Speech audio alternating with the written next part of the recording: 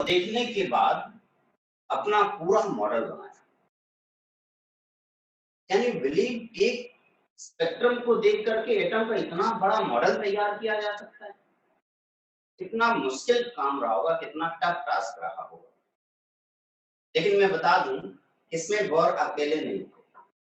Bore के students थे Lyman, Balmer, Paschen, Brackett, टिफन, ये सब उनके स्टूडेंट थे जिन लोगों ने मिल करके जिन सब लोगों ने मिल करके ये पूरा का पूरा एटॉमिक मॉडल दिया। आप ये बिल्कुल ना समझे कि इस एटॉमिक मॉडल को देने के लिए सिर्फ बोर का ही हाथ है। नहीं, इस एटॉमिक मॉडल को सिर्फ बोर ने अकेले नहीं दिया। इसके लिए बहुत सारे साइंटिस्ट इन्वॉल्व थे इसमें, और मैं आपको बहुत ही अच्छी बात बताने वाला हूँ कि यहाँ जो साइंटिस्ट थे ये सब इनके स्टूडेंट थे, यानी कि बोहर के ही student Lyman, Balmer, Paschen, Brackett, टिफन, ये सब उनके स्टूडेंट थे। यानी कि इन सब स्टूडेंट ने बराबर का पार्टिसिपेशन किया इस बोर के एटॉमिक मॉडल के लिए। अच्छा, आइए देखते हैं बोर ने क्या देख लिया। ऐसा क्या देख लिया उन्होंने कि उन्होंने मॉडल दिया। ठीक है, ओके। हमें सबसे पहले हाइड्रोजन के एटॉमिक स्पेक्ट्रम को देखने के लिए एक सोर्स की जरूरत पड़ेगी जो सिर्फ और सिर्फ हाइड्रोजन रेज देता हो। एक ऐसे सोर्स की जरूरत पड़ेगी। और जब आप उस लाइट को हाइड्रोजन के ऊपर डाल देंगे, एक बात याद रखें, सपोज दैट ये इस टाइप का कुछ हाइड्रोजन का एटम रहा होगा, पता नहीं, अभी तक तो हमें पता नहीं है कि हाइड्रोजन का एटम रहा होगा कि नहीं होगा। बस अगर इस टाइप का कुछ हाइड्रोजन का एटम रहा होगा, उस पर लाइट पड़ेगी तो वो लाइट इलेक्ट्रॉन को, जब वो इलेक्ट्रिसिटी को, या फिर सॉरी, जब वो एनर्जी को एब्जॉर्ब करेगा, एनर्जी एब्जॉर्ब करेगा तो अपने आप को एक सेल से दूसरे सेल में ले जाएगा।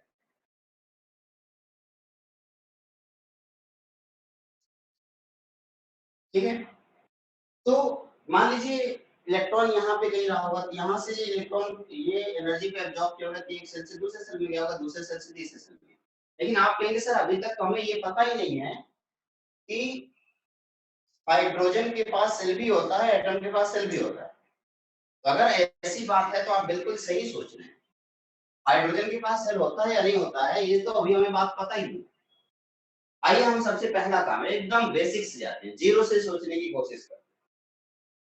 सबसे पहला काम होगा, हम लोगों के पास एक ऐसी डिवाइस होनी चाहिए जिसमें हाइड्रोजन के ही एटम हो भरे हुए, यानी कि हाइड्रोजन के ही एटम एक जगह से दूसरी जगह पे जा सके। तो हमारे पास एक ऐसी डिवाइस है जिसमें सिर्फ हाइड्रोजन भरे, यानी कि सोर्स ऑफ हाइड्रोजन। एक ऐसा, यानी कि आप इसे हाइड्रोजन बल्ब का नाम भी दे सकते हैं, जैसे सोडियम बल्ब होता है, आप लोग देखे होंगे, जैसे मरकरी बल्ब होता है, उसी तरीके से हाइड्रोजन बल्ब होता है। तो अगर आपके दिमाग में यह आया कि सर ये हाइड्रोजन बल्ब है, यानी कि इसके अंदर सिर्फ और सिर्फ हाइड्रोजन भरे होंगे, ऑब्वियसली भाई हाइड्रोजन बल्ब में सिर्फ हाइड्रोजन भरे होंगे। जैसे आप स्ट्रीट लाइट में देखते हैं तो स्ट्रीट लाइट सोडियम बल्ब होता है, इसमें येलो कलर की लाइट निकलती है, लाइट येलो कलर की, वो सोडियम बल्ब होता है। यहाँ पे हाइड्रोजन बल्ब, इस हाइड्रोजन बल्ब से लाइट एक स्लिट के थ्रू निकल रही है। भाई हाइड्रोजन बल्ब क्या होगा, आप देखेंगे हाइड्रोजन बल्ब पूरी तरीके से ऐसे, वो जब हाइड्रो कोई बल्ब जलेगा तो पूरी थ्री डायमेंशनली निकलेगा, तो हाइड्रोजन पूरा थ्री डायमेंशनली लाइट दे रहा होगा। उसको क्या करते हैं, एक फॉर्म या इसी से स्लिट के थ्रू पास करते हैं। जब मैंने उसको एक स्लिट के थ्रू पास कराया और एक प्रिज्म के ऊपर ले गई, और जैसे अब देखो, क्योंकि हाइड्रोजन का एटम है तो हाइड्रोजन के एटम एक ही टाइप का वेवलेंथ निकालना चाहिए। ऑब्वियसली भाई सिर्फ एक ही एटम है हाइड्रोजन, उसके अलावा कोई हीलियम, लिथियम, कोई दूसरा एलिमेंट नहीं है, हाइड्रोजन में। तो हाइड्रोजन में जितने एटम होने चाहिए, जितने इलेक्ट्रॉन होने चाहिए, वो एक ही टाइप की मूवमेंट करनी चाहिए। और अगर वो एक ही टाइप की मूवमेंट करनी चाहिए, इसका मतलब एक ही टाइप का वेवलेंथ निकालना चाहिए। बट जब हम लोगों ने रिजल्ट देखा फोटोग्राफी प्लेट पे, जब हमने इसका फाइनल रिजल्ट देखा, हमें अलग टाइप का रिजल्ट, एक अलग टाइप का ही रिजल्ट मिला। कुछ लाइन स्पेक्ट्रम्स देखें आपको, ये देखें, ये लाइन स्पेक्ट्रम, ये जो लाइन स्पेक्ट्रम आपको दिख रहा है, इसी लाइन स्पेक्ट्रम से बोर्स ने कुछ दिमाग में अपने कुछ आइडिया लगाया। उन्होंने कहा यार ऐसे कैसे हो सकता है, हाइड्रोजन अकेले है उसमें और बाकी हाइड्रोजन के अलावा कोई एटम है नहीं, तो हाइड्रोजन है तो इसके इलेक्ट्रॉन जो होंगे वो सब एक ही जैसे होंगे, क्योंकि सब लोगों ने अभी तक जितने मॉडल हैं उसमें एक एटम एक ही, जितने एक ही एलिमेंट के जितने एटम होते हैं सब एक ही जैसे होते हैं, तो हाइड्रोजन के जितने एटम होंगे सब एक जैसे होंगे, तो उससे निकलने वाले इलेक्ट्रॉन की जो लाइट होगी, जो वेवलेंथ होगी, सब एक ही वेवलेंथ होगी। लेकिन यहाँ पे तो अलग अलग वेवलेंथ, क्योंकि अलग अलग वेवलेंथ होने की वजह से इनके बीच में सेपरेशन दिख रहा है, इनका मतलब सबका वेवलेंथ अलग अलग होगा, और ये सब लाइन स्पेक्ट्रम दिख गया। इस एक्सपेरिमेंट से उन्होंने अपना कंक्लूजन निकाला और तब जाकर के कुछ सोचा। सोचने से पहले आप लोग अपनी कॉपी में ये बना लें, यहाँ पे हाइड्रोजन सोर्स दिखाएं, स्लिट दिखाएं, प्लेट में दिखाएं, फोटोग्राफिक प्लेट पे इस तरीके से आप सभी लोग लाइन स्पेक्ट्रम दिखाएं तुरंत, उसके बाद हम आगे बढ़ेंगे।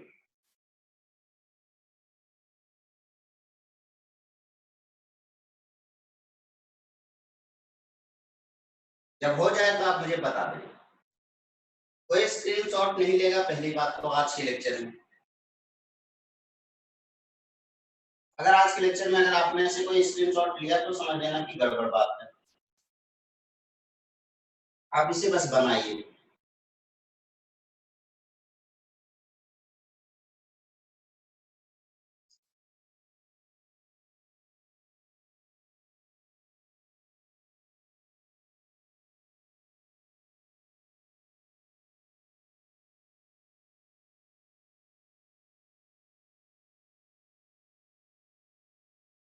जब बन जाए तो आप सब मुझे कंफर्म करा दीजिए।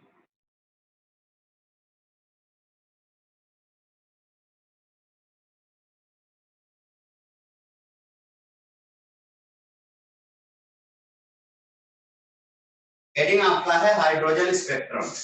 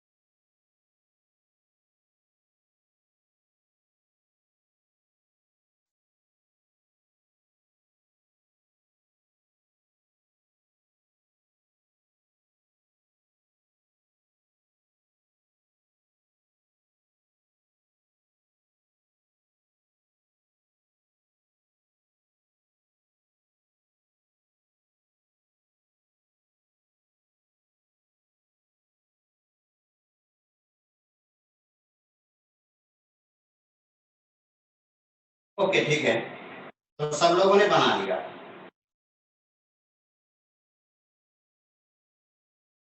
अब आपके दिमाग में आएगा सर ये लाइन स्पेक्ट्रम देख के आखिर बोर क्या बताना क्या चाहते थे, आखिर उन्होंने क्यों ये लाइन स्पेक्ट्रम देख के अपने दिमाग पर जोर क्यों दिया। पहले तो क्या पढ़ना है इससे पहले ये जान लेना चाहिए क्यों पढ़ना है। मैं आपको बताऊं, पहला क्वेश्चन जो दिमाग में आया था बोर के वो ये था कि जब ये हाइड्रोजन है तो हाइड्रोजन के से निकलने वाली जो इलेक्ट्रॉन की वेवलेंथ होगी वो सेम होगी, और अगर सेम वेवलेंथ होगी तो लाइट एक ही जगह पे जाकर के रुकनी चाहिए, यानी कॉन्टिन्यूअस स्पेक्ट्रम या तो बैंड स्पेक्ट्रम मिलना चाहिए था, बट यहाँ पे तो लाइन स्पेक्ट्रम मिल रहा है। आप यहाँ पे लिख लेंगे ये सब लाइन स्पेक्ट्रम है, ये सब लाइन स्पेक्ट्रम मिल रहा है। इसका मतलब ये हुआ कि कहीं ना कहीं हाइड्रोजन में एक ही इलेक्ट्रॉन नहीं, एक ही जगह पे इलेक्ट्रॉन नहीं, इलेक्ट्रॉन कई जगह पे, और इलेक्ट्रॉन कई जगह पे है, इस वजह से हर जगह के अलग अलग अपना वेवलेंथ होगा। सोचो, यानी एटम के अंदर ढेर सारे सेल होंगे और सब सेल में इलेक्ट्रॉन पाए जाएंगे, और इस तरीके से उन लोगों ने सब लोगों ने मिल करके हाइड्रोजन के स्पेक्ट्रम ड्रॉ। उन्होंने कहा इस तरीके से हो सकता है शायद मे बी कि न्यूक्लियस के चारों तरफ इलेक्ट्रॉन टहल रहे हो, लेकिन वो अलग अलग सेल में टहल रहे हो, और इसी तरीके से वो सेल इनफाइनाइट तक जा सकता है। और जब इनफाइनाइट तक वो सेल जा सकता है तो हर एक सेल को एक एनर्जी लेवल अगर मैं दूं तो n इक्वल टू 1, जिसे आप ग्राउंड स्टेट बोलेंगे, यानी एकदम ग्राउंड पे है। n equal to 2 first excited state कहलाएगा, n equal to 3 second excited state कहलाएगा, n equal to 4 third excited state कहलाएगा। इसी तरीके से n equal to infinite, infinite minus 1 excited state कहलाएगा। ये एक्साइटेड स्टेट हो गए, और इस एक्साइटेड स्टेट का मतलब हो गया ऊपर की तरफ जैसे जैसे आप जा रहे हैं आप देखेंगे इंक्रीजिंग ऑर्डर में एनर्जी इसके दिख रही है, यानी कि हर एक सेल की एनर्जी बढ़ती हुई चली जा रही है। इन सारी चीजों को देखते हुए अलग अलग साइंटिस्ट, मैंने आपको क्या बताया कि इनके जितने भी साइंटिस्ट थे सब लोग अपने इनके गौर के स्टूडेंट थे और सब लोगों ने अलग अलग डिस्कवरी की। जॉन जैकब बाल्मर, इन्होंने बॉमर सीरीज की खोज 1885 में की थी। बॉमर सीरीज की खोज बॉमर नाम के साइंटिस्ट ने 1885 में की। इसके अकॉर्डिंग आप देखेंगे कि विजुअल रेंज आएगा, यानी कि अगर कोई भी बॉमर सीरीज कब तैयार होगा, जब कोई भी चीज थर्ड से सेकंड पे आए तो पहली लाइन बॉमर सीरीज की तैयार, और इनफाइनाइट से सेकंड पे आए तो आखिरी लाइन बॉमर सीरीज की तैयार होगी। और वो जो सीरीज होगा उस सीरीज में जो स्पेक्ट्रम जनरेट होंगे वो विजुअल स्पेक्ट्रम होंगे। जरा यहाँ पे देख लीजिए, ये जो स्पेक्ट्रम आपको दिख रहे हैं, जो सबसे पहला स्पेक्ट्रम दिखेगा वो रेड कलर का होगा। क्यों? क्योंकि सबसे कम एनर्जी वाला होगा, और सबसे कम एनर्जी वाला कौन सा कलर होता है? रेड कलर, जैसा कि आप लोग देख। तो एक बार मैं सबसे पहले आपको दिखा दूं कि आपको ये नोट कर लेना, ये सारे सीरीज अपने टेबल को उसमें कॉपी में पहले बना।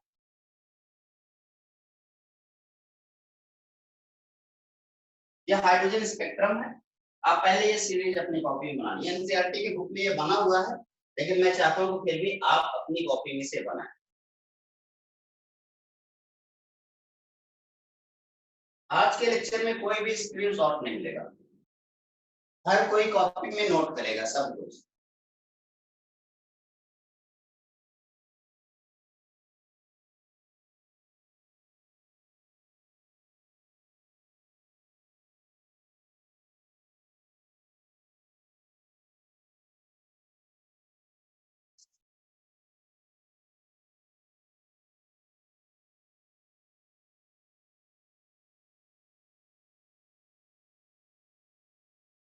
आप क्या करेंगे?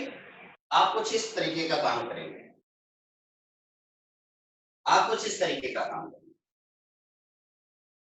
आप इस तरीके से लाइन बनाएंगे, इसको देंगे n इक्वल टू 1। जो मैं बोल रहा हूँ पहले ध्यान से सुन लीजिए। यहाँ पे पहली लाइन बनाएंगे और इसको लिखेंगे n इक्वल टू 1, और आगे इसी लाइन के ऊपर जाके लिख देंगे ग्राउंड स्टेट। ये ग्राउंड स्टेट है। इसके बाद काफी गैप देने के बाद आप लिखेंगे n इक्वल टू 2। काफी लंबा गैप होगा इन दोनों के बीच, और n इक्वल टू 2 लिखने के बाद आगे जाकर के लिख देंगे ये फर्स्ट एक्साइटेड स्टेट। और आगे आप जाएंगे तो n इक्वल टू आप 3 लिखेंगे, यानी कि थर्ड सेल, और यहाँ पे आगे बढ़ के आप लिखेंगे सेकंड एक्साइटेड स्टेट। फिर और ऊपर जाकर के आप लिखेंगे n इक्वल टू 4, और यहाँ पे आप लिखेंगे जाकर के third excited state. n equal to 4 के लिए थर्ड एक्साइटेड स्टेट। इसी तरीके से आप आगे बढ़ेंगे और लिखेंगे n इक्वल टू 5, और जब आप n इक्वल टू 5 लिखेंगे तो वहां पे आप लिखेंगे फोर्थ एक्साइटेड स्टेट। और इसी तरीके से जब आप ऐसे डॉट डॉट डॉट करते करते आप n इक्वल टू इनफाइनाइट लिख दीजिए, और वहां पे तो फ्री इलेक्ट्रॉन लिख दीजिए। यहाँ पे इनफाइनाइट पे फ्री इलेक्ट्रॉन। अब मैं आपको बताऊं, पहले शेल और दूसरे शेल के बीच का एनर्जी गैप बहुत ज्यादा है। देखिए बहुत ज्यादा, उसके बाद जैसे जैसे आप ऊपर जाते चल रहे हैं, जाते जा रहे हैं, एनर्जी गैप कम होता चला। तो पहले और दूसरे सेल के बीच का एनर्जी गैप बहुत ज्यादा है, और इस तरीके से जैसे जैसे आप ऊपर जा रहे हैं आप देख रहे हैं एनर्जी गैप कम होता चला जा रहा है। ऐसे ये जो अगर लाइन यानी कि इलेक्ट्रॉन सेकेंड सेल से फर्स्ट सेल में जंप करेगा, या थर्ड सेल से फर्स्ट सेल में जंप करेगा, या फोर्थ से फर्स्ट में जाएगा, या फिफ्थ से फर्स्ट में जाएगा, या इनफाइनाइट से फर्स्ट में जाएगा, इस दौरान जो सीरीज तैयार होगी, जो वेवलेंथ तैयार होगा, उसका नाम होगा लाइमन सीरीज। अगर इलेक्ट्रॉन कहीं से भी आए, वो सेकंड पे आकर के रुक गया, तो जो सीरीज तैयार होगी उसका नाम होगा बामर सीरीज। अगर इलेक्ट्रॉन कहीं से भी आए, वो थर्ड पे आकर के रुक जाए, तो जो सीरीज तैयार होगी उसे आप पास्चन सीरीज का नाम दें। कोई भी इलेक्ट्रॉन कहीं से भी चले और अगर वो फोर्थ पे आकर के रुक जाए, तो आप कहेंगे वो ब्रैकेट हुआ, और n=5 पे आकर रुके तो आप कहेंगे वो p फन हुआ। हमारे पास कितनी सीरीज है? Lyman, बामर, Paschen, bracket, p fun, ये 5 सीरीज हैं। ध्यान से देखें, ये हाइड्रोजन के स्पेक्ट्रम हुए, Lyman spectrum, बामर, Paschen, bracket, p fun. अब इनको डिस्कवर करने वाले साइंटिस्ट के बारे में भी हम बात करते हैं। बोहर का एक स्टूडेंट बामर, इन्होंने 1885 में सबसे पहले बामर सीरीज बताया, और उस बामर सीरीज के अकॉर्डिंग उन्होंने जितनी भी रेडिएशन है, जितने भी स्पेक्ट्रम दिख रहे हैं, ये विजिबल स्पेक्ट्रम है। उन्होंने इसके बारे में बताया कि ये विजिबल स्पेक्ट्रम है, यानी कि इनका जो वेवलेंथ होगा, इलेक्ट्रॉन कहीं से भी चले, अगर वो सेकंड पे आ रहा है, तो जो सबसे कम एनर्जी वाला वेवलेंथ जनरेट होगा, वो सबसे कम एनर्जी वाला जो गैप दिखेगा वो कौन सा होगा? आप कहेंगे कि इन्हीं दोनों के बीच का गैप सबसे कम, यानी कि 3 से लेकर के 2 पे आएगा, यही गैप सबसे कम दिखेगा। तो सबसे कम गैप वाला जो आपको पोर्शन दिखेगा, वो कौन सा दिखेगा? आप कहेंगे सर थर्ड से लेकर के सेकंड पे आने वाला जो गैप होगा वही सबसे कम दिखेगा। और सबसे ज्यादा गैप किधर दिखेगा? जब इनफाइनाइट से आकर के थर्ड पे आएगा। तो जब सबसे कम गैप दिखेगा तो उसकी एनर्जी भी सबसे कम होगी। अगर उसकी एनर्जी कम हुई तो आप कहेंगे सर उसका जो वेवलेंथ होगा वो बहुत ज्यादा होगा, और वो वेवलेंथ किस कलर का है? Red colour. इसी तरीके से जो सबसे ज्यादा वाला हुआ, सबसे ज्यादा वाला कौन होगा? आप कहेंगे सर इनफाइनाइट से अगर वो सेकंड पे आएगा तो सबसे ज्यादा एनर्जी वाला वेवलेंथ जनरेट करेगा। और सबसे ज्यादा एनर्जी किसकी होती है? आप सबको पता है, विप्योर में आखिरी में पहले में भी आती है, यानी सबसे ज्यादा एनर्जी वाला वायलेट। और अगर आप कहेंगे कि इसका वेवलेंथ, तो मैं आपको कहूंगा कि इसका वेवलेंथ सबसे कम होता है, इसीलिए तो इसकी एनर्जी सबसे ज्यादा होती है। ये बात आप सबको पता है। तो बामर ने ये सीरीज 1885 में बताई कि कहीं से भी इलेक्ट्रॉन है और अगर सेकंड नंबर पे आ रहा है तो समझ लेना कि वो बामर सीरीज बना है। और उसी तरीके से उन्होंने वेव नंबर, कितने वेव होंगे, कितने वेव नंबर होंगे, उसके लिए उन्होंने एक इक्वेशन दिया था, जिस इक्वेशन का नाम था बामर बामर इक्वेशन या बामर फॉर्मूला। आप बड़े प्यार से बामर फॉर्मूला नोट कर लीजिए। यह है आपका बामर फॉर्मूला। बामर सीरीज कौन सी सीरीज है? ऐसी सीरीज जिसमें इलेक्ट्रॉन कहीं से भी जंप करे, किसी भी हायर एनर्जी से जंप करे, वो आकर के सेकंड एनर्जी लेवल पे रुक जाए, उसे आप बामर सीरीज। और उस बामर सीरीज के लिए बामर ने अपना एक फॉर्मूला दिया, बामर फॉर्मूला। और वो बामर फॉर्मूला है nu bar this is equal to 109677, bracket के अंदर है 1/2 की पावर 2 माइनस 1/n की पावर 2 पर सेंटीमीटर। 1 सेंटीमीटर के अंदर कितने वेव नंबर पाए जाएंगे? वेयर यहाँ पे जो n आपको दिख रहा है, ये फाइनल वाला पोजीशन जो जहां से चला, ये जो n आपको दिख रहा है, ये 2 से बड़ा होना चाहिए। इस बात की तो आपको पता है।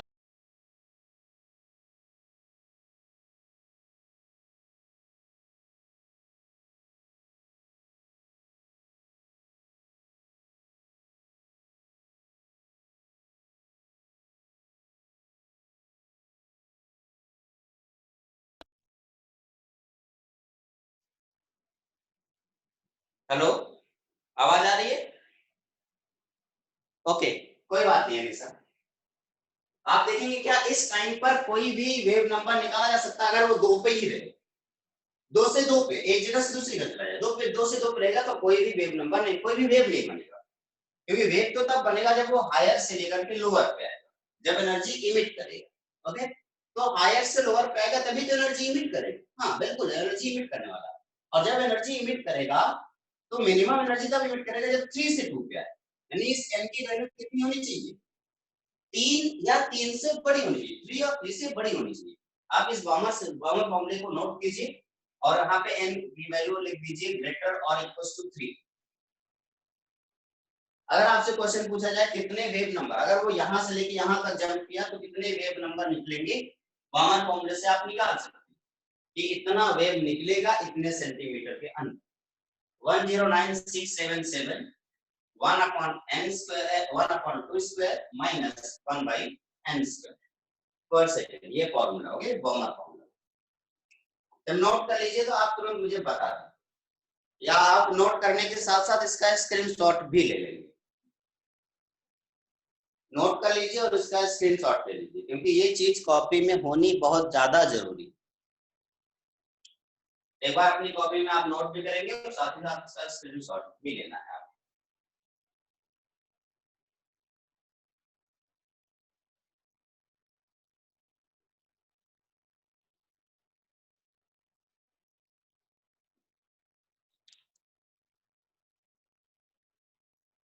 और जब हो जाए तो आप मुझे बता दीजिए।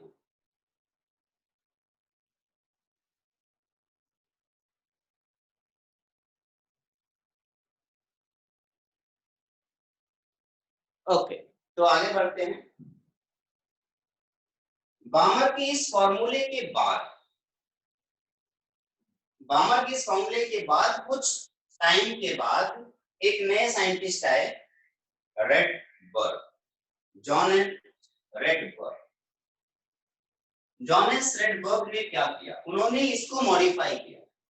उन्होंने कहा ऐसा कैसे हो सकता है वो सेकंड पे ही आए, वो कहीं से भी आएगा, मान लिया इस बात को, मैं मान लिया वो कहीं से भी आ सकता है, बट वो सेकंड पर ही आए इस बात की कौन सी गारंटी। उन्होंने कहा ऐसा भी हो सकता है वो कहीं पे भी जा सकता है, कहीं से कहीं जा सकता है। भाई आपसे मैं बोलूं कि कहीं से आओ लेकिन यहीं आओ, ऐसी कौन सी बात हुई? मैं कहीं से आऊं तो कहीं भी जा सकता हूँ। मैं सेकंड पे ही क्यों रुकूं, मैं फर्स्ट पे भी जा सकता हूँ, मैं थर्ड पे भी रुक सकता हूँ, मैं फिफ्थ पे भी रुक सकता हूँ, मेरी मर्जी है। कौन रोकेगा मुझे? इलेक्ट्रॉन को कौन रोक पाएगा? उसकी मर्जी, जहां चाहे वहां जाए। तो ये दिमाग में आई, ये बात रेडबर्ग के दिमाग में आई। तो 3 साल के बाद 1888 में इन्होंने एक अपना फॉर्मूला दे डाला। अब जरा उनके फॉर्मूले में और बामर के फॉर्मूले में जरा एक बार अंतर देख लीजिए। कभी कभी क्या होता है ना, हम किसी की कॉपी करके चेप देते हैं ऐसे ही, बस थोड़ा सा मॉडिफाई कर देते हैं, बड़ा बहुत बड़ा नाम कमा लेते हैं। भाई साहब रेडबर्ग ने कुछ ऐसा ही किया। उन्होंने बामर के इस फॉर्मूले को कॉपी किया और जहां पे 2 लिखा था वहां पे n1 और जहां पे n लिखा था वहां पे n2 नाम दे दिया। अब उन्होंने कहा कुछ भी हो सकता है, n1 कुछ हो सकता है, n2 भी कुछ हो सकता है। और साथ ही साथ उन्होंने कहा बस अंतर सिर्फ इतना होना चाहिए, n2 की वैल्यू n1 से ज्यादा होनी चाहिए। यानी n2 हायर एनर्जी लेवल वाला सेल होना चाहिए, n1 लोअर एनर्जी लेवल वाला सेल होना चाहिए, बस बाकी कुछ नहीं। अब फाइनली आप नीचे नोट कर लें रेडबर्ग फॉर्मूला। आप इस रेडबर्ग के फॉर्मूले को नोट कर लीजिए। बस जहां पे 2 था वहां पे उन्होंने n1 लिख दिया और जहां पे n था वहां पे उन्होंने n2 लिख दिया। और आप नीचे लिख दीजिएगा where n1 is lower energy level and n2 higher energy level. n1 आपका लोअर एनर्जी लेवल हो सकता है, n2 हायर एनर्जी लेवल हो सकता है।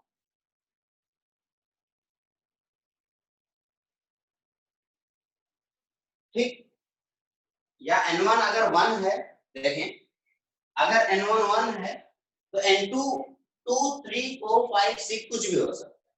यानी कि n1 + 1 1 प्लस 2 n1 प्लस 3 ऐसा कुछ आप ये लाइन मत दिखिए क्योंकि आप कंफ्यूज हो। बस आप इतना याद रखना कि n1 लोअर एनर्जी लेवल है और n2 हायर एनर्जी लेवल।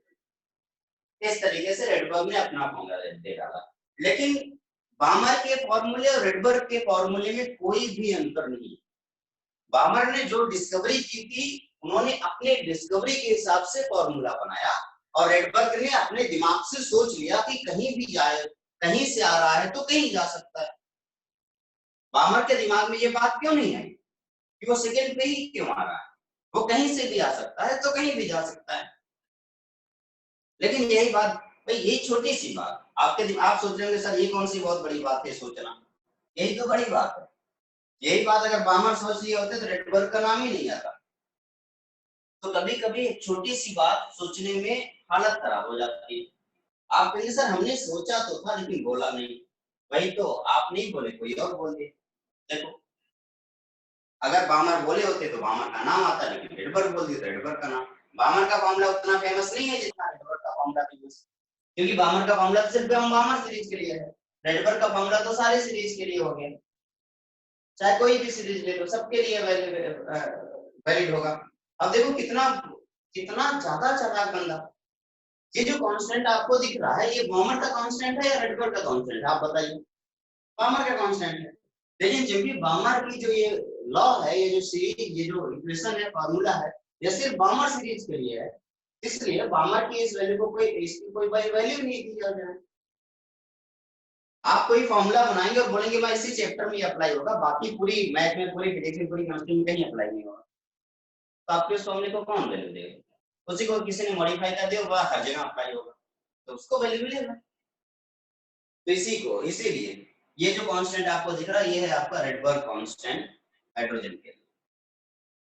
ये जो आपको जो वैल्यू दिख रही है 109677, ये जो कांस्टेंट आपको दिख रहा है, इस कांस्टेंट को आप Rydberg constant for hydrogen atom बोलते हैं। ये आपका Rydberg constant for hydrogen atom है। क्या मेरी बात समझ में आ रही है सबको?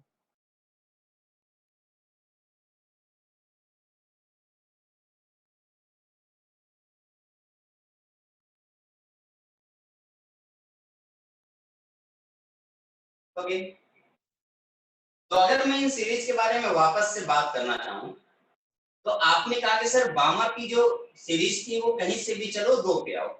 लेकिन अगर मैं लाइमन के बारे में बात करूं तो लाइमन की जो सीरीज है वो कहीं से भी चलो फर्स्ट पे आ जाओ।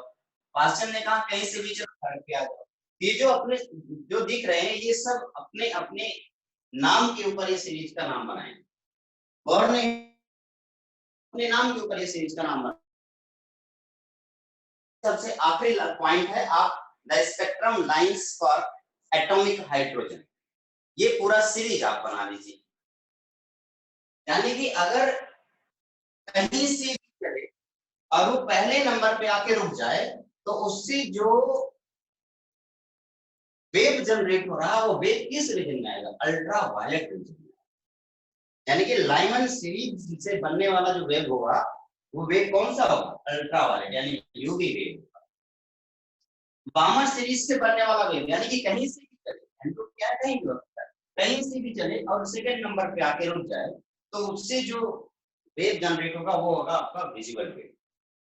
और अगर मैं इसके नीचे की बात करूं तो पास्चन, ब्रैकेट या फिर पीफन के बारे में बात करें तो कहीं से भी चलेगा, अगर वो 3, 4, 5 पे आ जाए तो समझ लेना वो इंफ्रारेड वेव निकालता, यानी कि बहुत ही कम एनर्जी वाला वेव निकालता।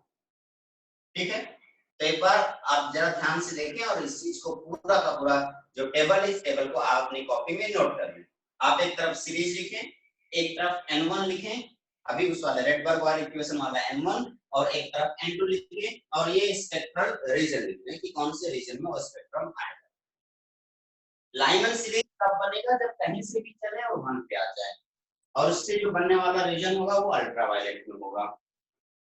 बामर सीरीज तब बनेगा जब वो कहीं से भी चले सेकंड पे आए, उससे विजिबल रेंज जाएगा। पास्चन तब बनेगा जब कहीं से भी चले और थर्ड पे आ जाए तो इंफ्रारेड। ब्रैकेट तब बनेगा जब कहीं से भी चले फोर्थ पे आ जाए तो भी इंफ्रारेड ही बनेगा। पीफन तब बनेगा जब कहीं से भी चले फिफ्थ पे आ जाए तब भी इंफ्रारेड ही बनेगा। ये इंफ्रारेड क्या, ये पीफन वाला तो माइक्रोवेव बनाता है, लेकिन कोई बात नहीं, आप इंफ्रारेड ही लिखेंगे। मैं आप सबको एक और बात बता दूं, मैंने आपको बताया कि ये हैंड रिटन नोट्स आप यहाँ नोट कर रहे हैं, कोई बात नहीं, अच्छी बात है, लेकिन फिर भी अगर आपको कोई चीज छूट जा रही है तो आप वेबसाइट से हैंड रिटन नोट डाउनलोड कर सकते हैं इस चैप्टर का, और आप उसको बड़े प्यार से देख सकते हैं, और कहीं भी कोई पॉइंट छूटा हुआ हो तो आप उसको लिख सकते हैं। तो उसके लिए आपको हमारे मैं लिंक भेज चुका हूँ, आप वहां पे जाकर क्लिक कर लें, और वहां क्लिक करने के बाद आप उससे हैंड रिटन नोट्स को डाउनलोड कर लें।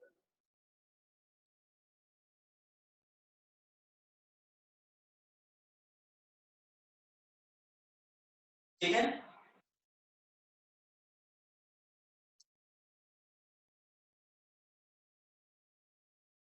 आगे बढ़े आप, आपने इसको नोट कर लिया।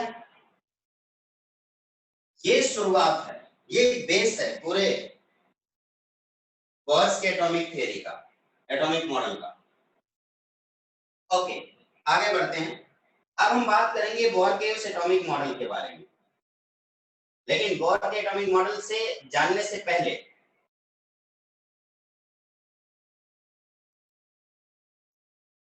जरा इस बात को ध्यान दें,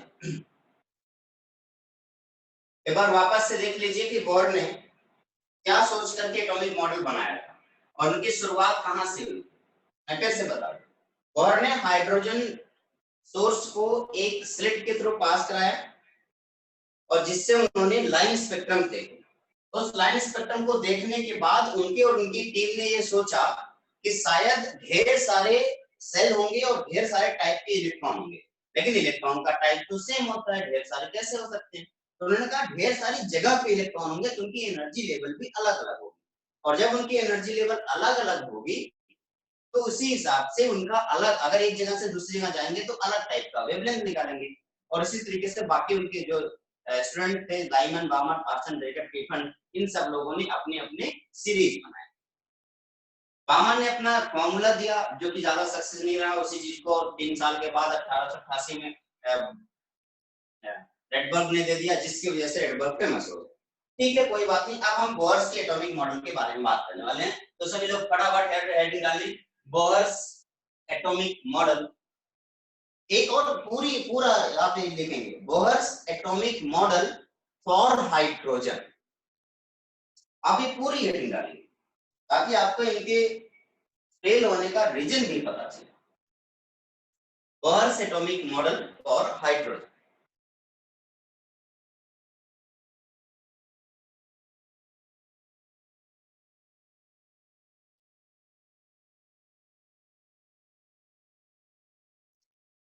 हेडिंग डालिए सब लोग।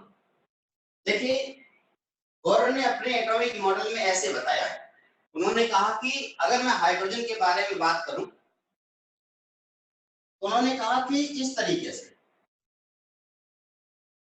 एक न्यूक्लियस होगा, और उस न्यूक्लियस के चारों तरफ इलेक्ट्रॉन एक फिक्स ऑर्बिट में चक्कर लगाएंगे। जरा फिर से एक बार ध्यान से मैं आपको बता दूं, इसके पहले आपके दिमाग में एक बात आई होगी कि सर इसके पहले यही बात तो रदरफोर्ड ने भी बताई थी, रदरफोर्ड ने भी सेम यही बात बताई थी कि बोहर जो बता रहे क्या उससे क्यों अलग है।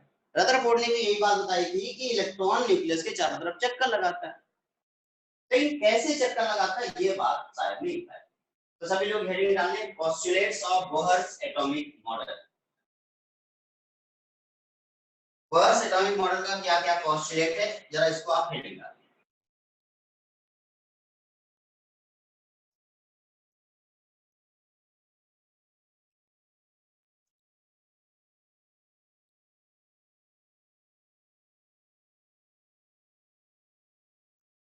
अब इसमें लिखें, बोहर्स एटॉमिक मॉडल का जो पोस्टुलेट है इसमें सबसे पहला पॉइंट लिखें, motion of electron in a stationery orbit. Motion of electrons in a stationary orbit। एक स्टेशनरी ऑर्बिट में इलेक्ट्रॉनों का मोशन होता है, यही तो बात रदरफोर्ड ने बताया। रदरफोर्ड ने क्या बताया, उन्होंने कहा इलेक्ट्रॉन रैंडम मोशन करते हैं न्यूक्लियस के चारों तरफ, यही तो गलती उन्होंने की। उन्होंने रैंडम मोशन बताया था, और उन्होंने कहा कि इलेक्ट्रॉन का जो मोशन होगा वो स्टेशनरी ऑर्बिट के अंदर होगा। फिर से एक बार मैं बता रहा हूं, नोट करें इसे, motion of electrons in a stationary orbit. First point. Second, fixed angular momentum of electron. Electron का जो एंगुलर मोमेंटम होगा वो भी क्या होगा, फिक्स्ड होगा. Fixed angular momentum of electron.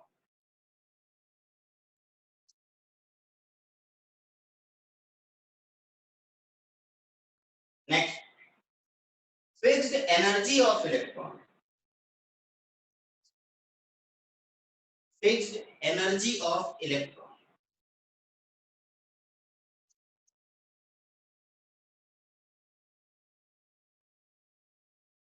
Fixed angular momentum हो गया, fixed energy of electron हो गया. Next, energy change during transition of electron. कैसे सुन लें, energy change during transition of electron.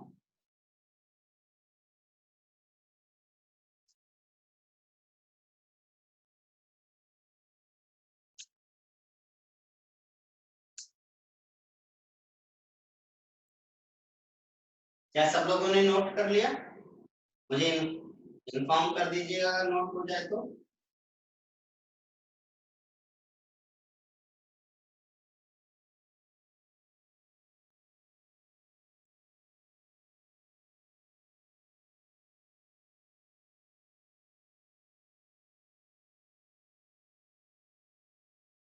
चलिए ठीक है,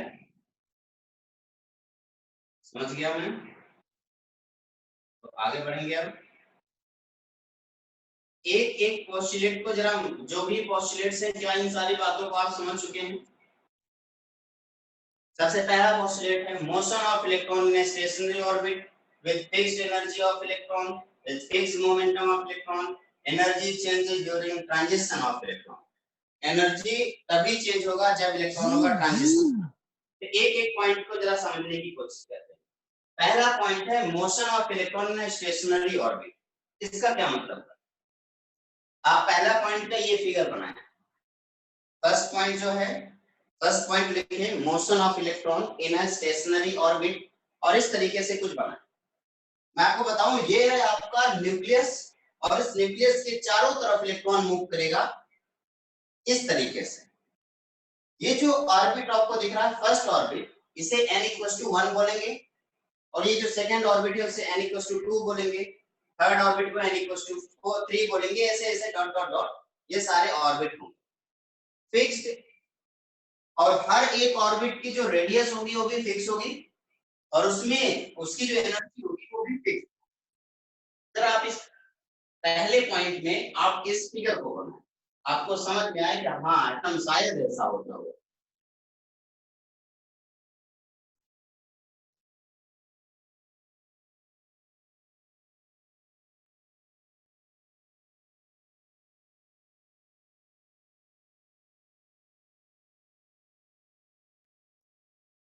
इलेक्ट्रॉन के चारों तरफ, सॉरी न्यूक्लियस के चारों तरफ जब इलेक्ट्रॉन घूम रहा होगा तो वो फिक्स्ड एनर्जी में घूम रहा होगा, फिक्स्ड ऑर्बिट में घूम रहा होगा, फिक्स्ड एनर्जी वाले ऑर्बिट में घूम रहा होगा, कुछ इस तरीके से.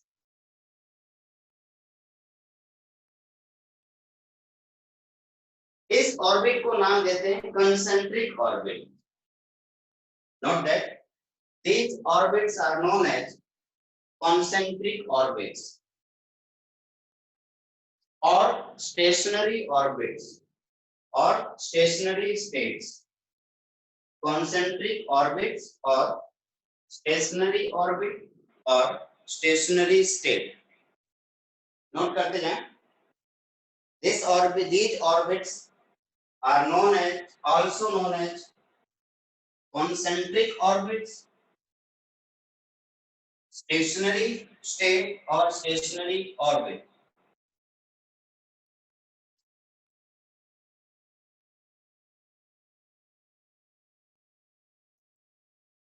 ये इलेक्ट्रॉन इस ऑर्बिट में जिस फोर्स से जुड़ा होगा, आप ये फिगर बनाने के बाद वो सारे पॉइंट्स एज इट इज वैसे ही फिगर बनाते हुए नोट करते जाएंगे. ये जिस फोर्स से जुड़ा होगा या रुका होगा उस फोर्स को इलेक्ट्रोस्टैटिक अट्रैक्शन फोर्स बोलेंगे.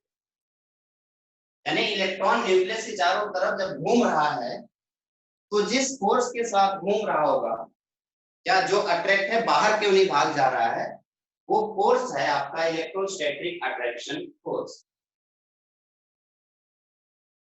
ये तो पहला पोस्टुलेट। अब हम दूसरे पोस्टुलेट के बारे में बात करेंगे, फिक्स्ड एनर्जी ऑफ इलेक्ट्रॉन का क्या मतलब है। अगर मैं बात करूं कि पहले सेल में जो एनर्जी है, पहले सेल में जो एनर्जी आपको दिख रही है, इस इलेक्ट्रॉन के लिए इस सेल में जितने भी इलेक्ट्रॉन होंगे हर एक इलेक्ट्रॉन की एनर्जी फिक्स होगी। सेकेंड सेल में जितने भी इलेक्ट्रॉन होंगे हर एक इलेक्ट्रॉन की एनर्जी फिक्स होगी। इसी तरीके से थर्ड सेल में जितने भी इलेक्ट्रॉन्स होंगे सबकी जो एनर्जी होगी वो क्या होगी, फिक्स होगी। हर सेल में जितने भी इलेक्ट्रॉन होंगे हर एक इलेक्ट्रॉन की जो एनर्जी होगी वो फिक्स होगी, आप उसे चेंज नहीं कर। हाँ, वो अलग बात है कि जब इलेक्ट्रॉन एक जगह से दूसरी जगह पे जंप करेगा तो उसकी एनर्जी, अगर वो हायर एनर्जी से लोअर एनर्जी में जंप कर रहा है तो वो एनर्जी को क्या करेगा, रिलीज करेगा। और अगर वो लोअर एनर्जी से हायर एनर्जी को जंप कर रहा है तो वो एनर्जी को क्या करेगा, एब्जॉर्ब करेगा। एनर्जी को का इमिशन कब होगा, जब वो हायर एनर्जी से लोअर एनर्जी पे जंप करेगा तो एनर्जी क्या करेगा, इमिट करेगा। और जब वो लोअर एनर्जी से हायर एनर्जी में ट्रांसफर हो रहा होगा तो एनर्जी को क्या करेगा, एब्जॉर्ब करेगा। इस बात को नोट करें।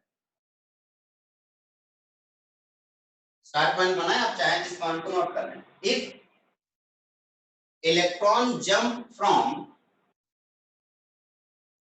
higher energy to lower energy, note करें इस पॉइंट को। if electron jump from higher energy to lower energy,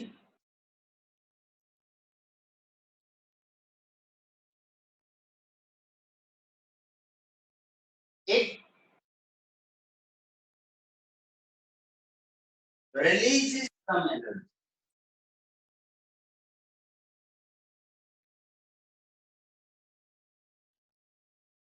This is known as de-excitation process.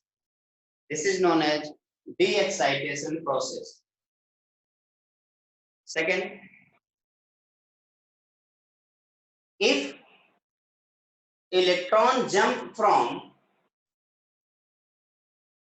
lower energy level to higher energy level,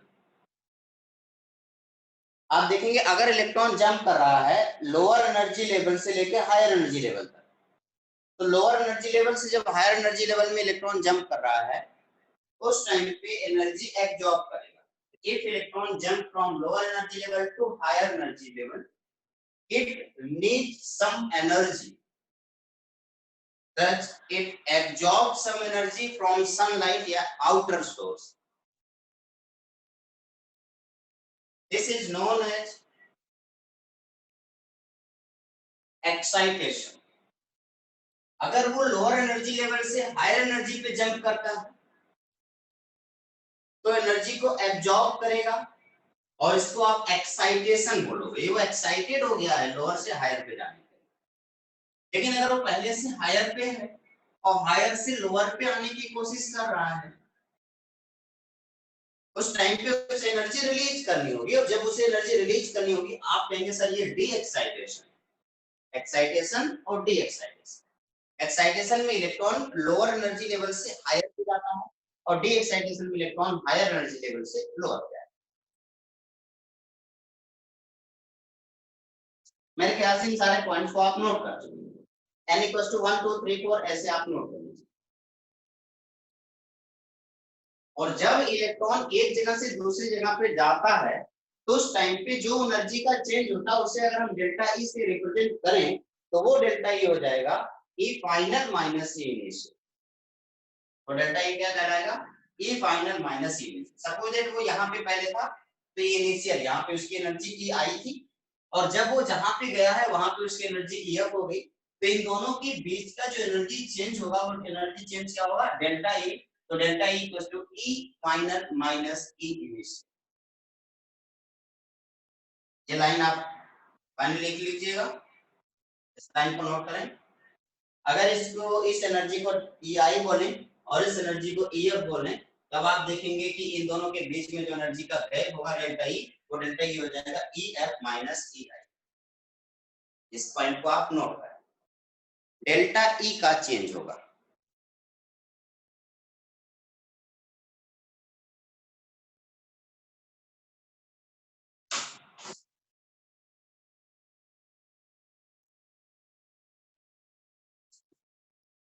क्या note कर लिया? क्या सारे point अभी तक जितने भी बोले हमने वो आप सब लोगों ने नोट कर लिया?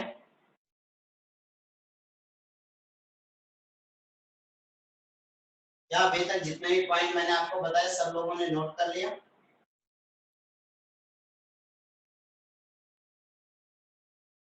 ओके, ठीक है, फिर आगे बढ़ेंगे। नेक्स्ट है energy changes during transition of electron. वही बात मैं समझाने की कोशिश कर रहा हूँ कि एनर्जी कैसे चेंज होगी। मैंने आपको बताया कि जब वो एक पोर्शन से दूसरे पोर्शन में जाएगा या एक जगह से दूसरी जगह पे जाएगा, उस टाइम पे जो एनर्जी चेंज होगी वो एनर्जी कैसे पता चलेगा? आप कहेंगे sir delta E E2 minus E1 या ई फाइनल माइनस ई इनिशियल, वो डेल्टा ई। अगर उस डेल्टा ई हमें पता है, हमें एनर्जी पता है, और अगर हमें फ्रीक्वेंसी निकालनी है तो आपको याद होगा E equals to H nu, याद है ना पुराना वाला formula E equals to H nu. तो अगर E equals to H nu होता है तो nu equals to E by H. तो अगर मुझे फ्रीक्वेंसी कितने का चेंज हो रहा है तो क्या बोहर्स फ्रीक्वेंसी रूल यूज कर सकते हैं? अब आप सोच रहे होंगे सर ये बोहर्स फ्रीक्वेंसी रूल क्या है? कोई रूल नहीं, बस जैसे हम और आप समझ रहे हैं वैसे बोहर भी उस टाइम पे पहले समझे थे, इसलिए उन्होंने अपना नाम दे दिया। बोहर के फ्रीक्वेंसी रूल के according nu this equals to delta E by H. वही हमें भी पहले से हमें पता है E equals to H nu, पहले से पता था, तो nu equals to E by H. ये बात तो वैसे भी लिखा जा सकता है, लेकिन चूंकि बोहर ने अपने मॉडल में ये बात दिया इसलिए उन्होंने अपना नाम दे दिया बोहर्स फ्रीक्वेंसी रूल। तो आप यहाँ पे लिख लें बोहर्स फ्रीक्वेंसी रूल। और जो बोहर्स का फ्रीक्वेंसी रूल है वो क्या है, उनके अकॉर्डिंग न्यू अगर हमें निकालना है तो nu equals to delta E by H. Delta E कैसे निकलेगा? थोड़ी देर पहले अभी हमने देखा, ये फाइनल माइनस ई इनिशियल यानी E2 minus E1 by H. ये आपका बोहर्स का फ्रीक्वेंसी रूल। या आप इसे E2 माइनस E1 लिखने के बजाय E final minus E initial लिख सकते हैं। तो nu equals to delta E by H, where delta E equals to E2 minus E1 or E final minus E initial divided by H. This is known as Bohr's frequency rule, where H is Planck's constant. याद होगा आपको Planck constant की value कल की class में आपको अच्छे से बताई। वहां पे H क्या काम करेगा? H आप सबको पता है, H है आपका प्लैंक कांस्टेंट। सारे पॉइंट्स को आप नोट करते जाएं, कुछ भी ना छोड़ें।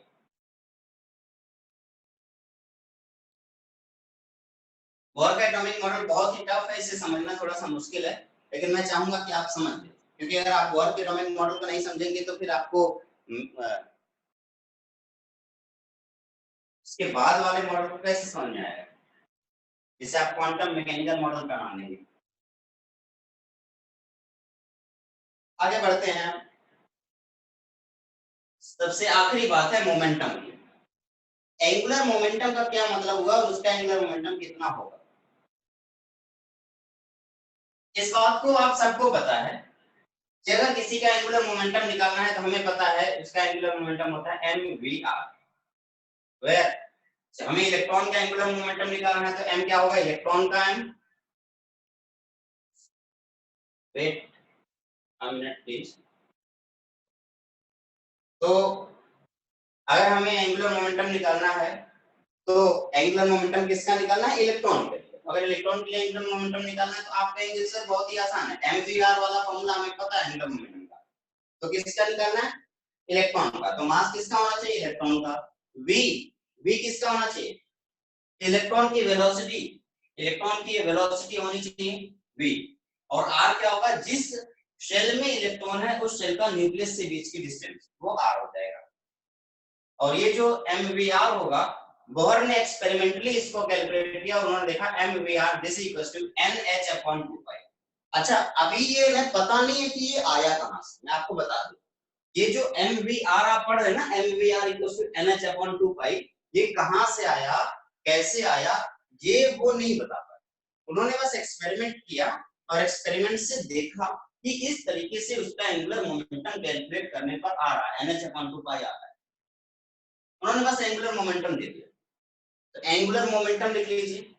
एंगुलर मोमेंटम ऑफ इलेक्ट्रॉन कितना होगा, MVR is equals to NH upon 2 pi, where M क्या है, M क्या है, मास ऑफ इलेक्ट्रॉन, V क्या है, वेलोसिटी ऑफ इलेक्ट्रॉन, R क्या है, ऑर्बिटल, ये है radius of orbital,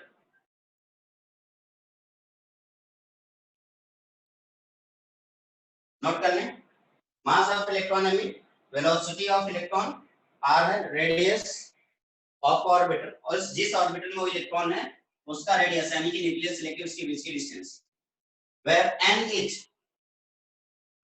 number of orbits, किस ऑर्बिट में है, फर्स्ट ऑर्बिट में यानी कि फर्स्ट शेल में है, सेकंड ऑर्बिट में या सेकंड शेल में या किस में है।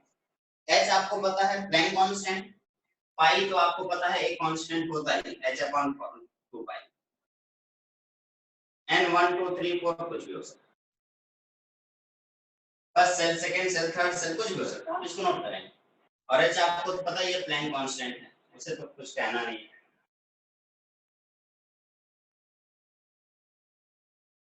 इससे एक बात समझ में आई, एंगुलर मोमेंटम निकालने के बाद एक बात समझ में आई, इलेक्ट्रॉन किसी फिक्स्ड ऑर्बिट में ही मूव करेगा। आप ऐसा नहीं कह सकते कि इलेक्ट्रॉन इन दोनों के बीच में कहीं मूव कर रहा है, नहीं, इलेक्ट्रॉन यहीं मूव करेगा या तो यहां मूव करेगा, इन दोनों के बीच में इलेक्ट्रॉन के मूव करने का कोई वो जगह नहीं है। बस अंतर सिर्फ इतना होता है कि इलेक्ट्रॉन एक जगह से दूसरी जगह पे मूव कर सकता है, लेकिन उसके लिए उसे कुछ एनर्जी की जरूरत पड़ेगी, बट उनके बीच में कहीं पे इलेक्ट्रॉन नहीं रह सकता।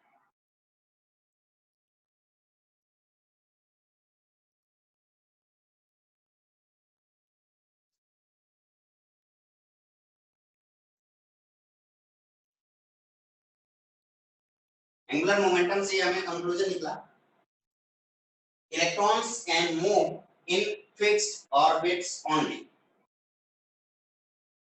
Electron can move in a fixed orbit only.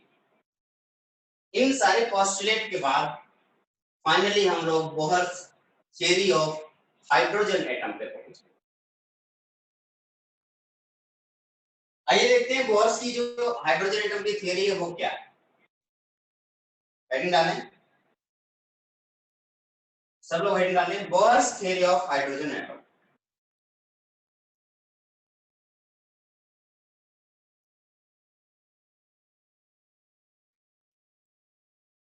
फटाफट हेडिंग डाल दीजिए, Bohr's theory of hydrogen atom. 2 lecture और होगा, इसके बाद ये 50% से ज्यादा ये खत्म हो चुका है हमारा ये चैप्टर।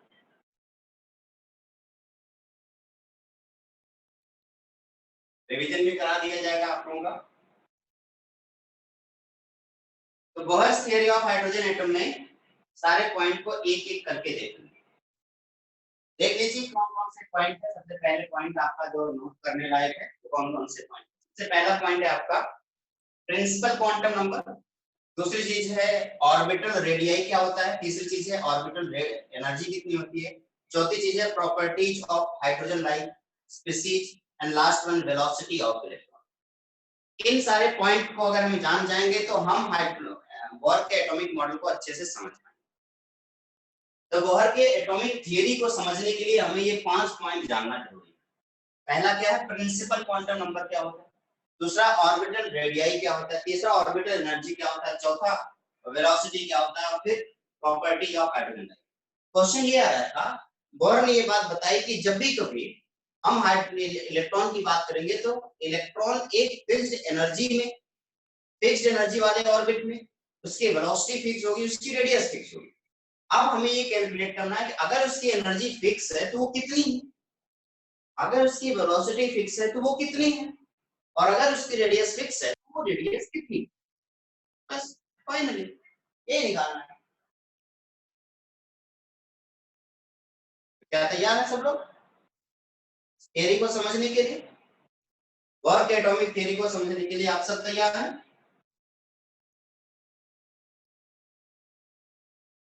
स्टार्ट करें?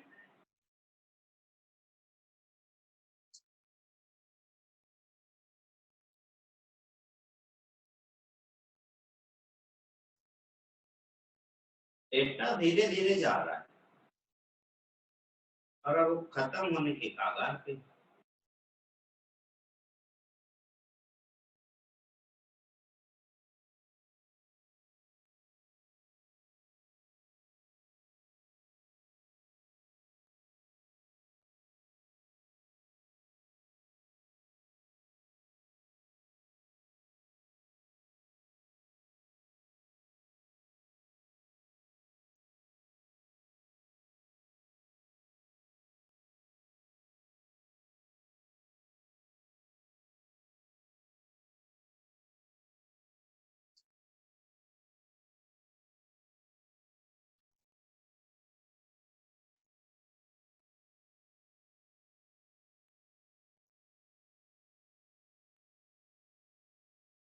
चलो ठीक है, चलिए स्टार्ट करें। मेरी आवाज आ रही है? तो ठीक है, स्टार्ट करें। ओके, सबसे पहला है प्रिंसिपल क्वांटम नंबर क्या होता है, जरा इसको समझने की कोशिश करते हैं। ये जो आप देख पा रहे हैं ना, जैसे मैंने अभी अभी आपको बताया कि न्यूक्लियस के चारों तरफ जो इलेक्ट्रॉन है, जो एनर्जी लेवल है,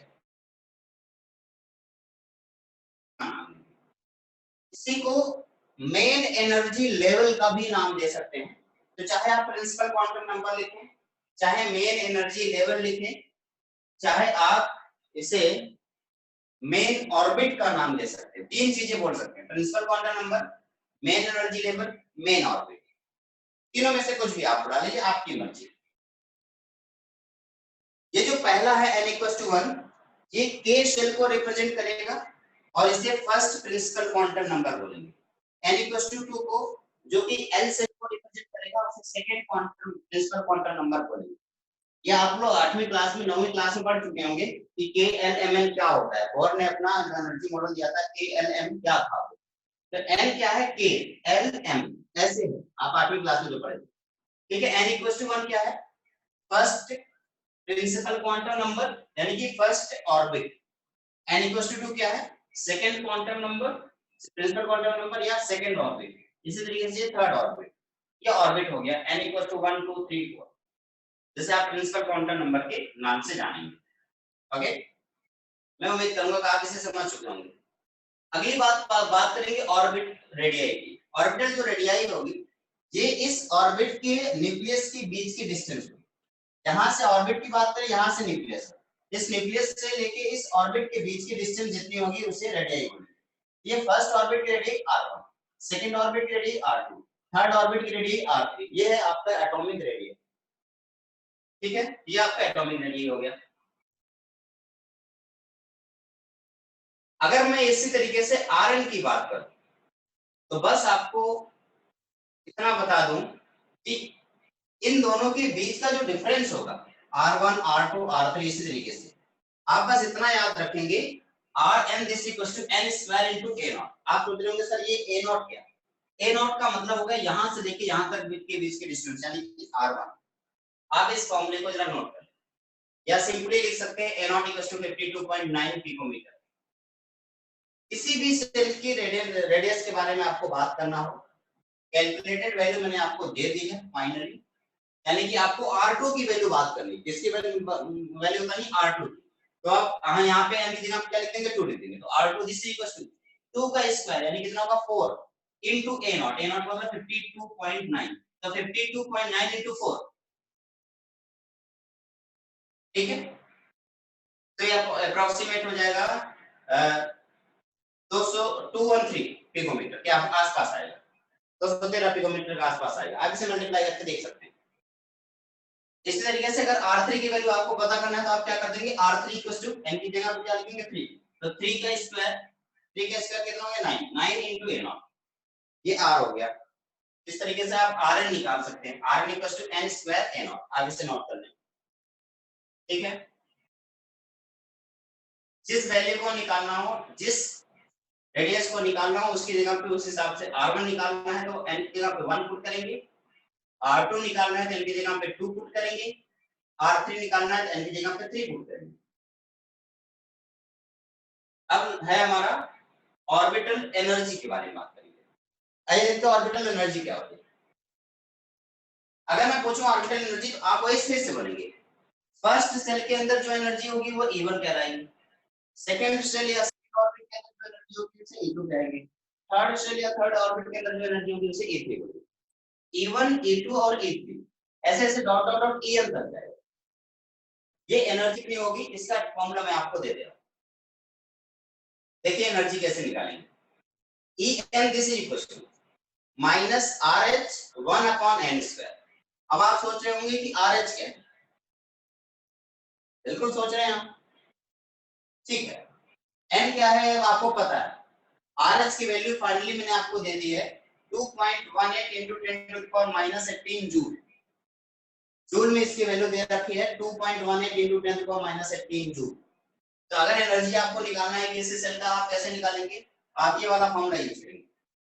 En this is equals to minus 2.18 into 10 power minus 18 1 upon n square। n square क्या है, n की जगह पे 1 2 3 4 कौन से सेल की बात कर रहे हैं।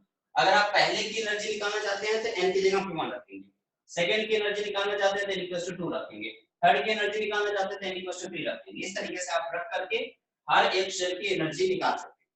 अच्छा आपके दिमाग में आएगा सर ये फॉर्मूला कहां से आया, हमें इससे मतलब नहीं कि ये फॉर्मूला कहां से आया, हमारे सिलेबस में फॉर्मूले का डेरिवेशन नहीं, लेकिन फिर भी जब हम रिवीजन कर रहे होंगे, जब मैं बोर्ड पे आऊंगा और रिवीजन कराऊंगा तो उस टाइम पे आपका पूरा फॉर्मूला डिराइव करा के दिखा सकता हूं, ठीक है। अभी फिलहाल की केस में नहीं। आप इसे नोट कर लें, पहले एनर्जी नोट कर लें, ऑर्बिट एनर्जी क्या होती है। और जब आपका ये ऑर्बिट एनर्जी नोट हो जाए तो आप मुझे बता देना।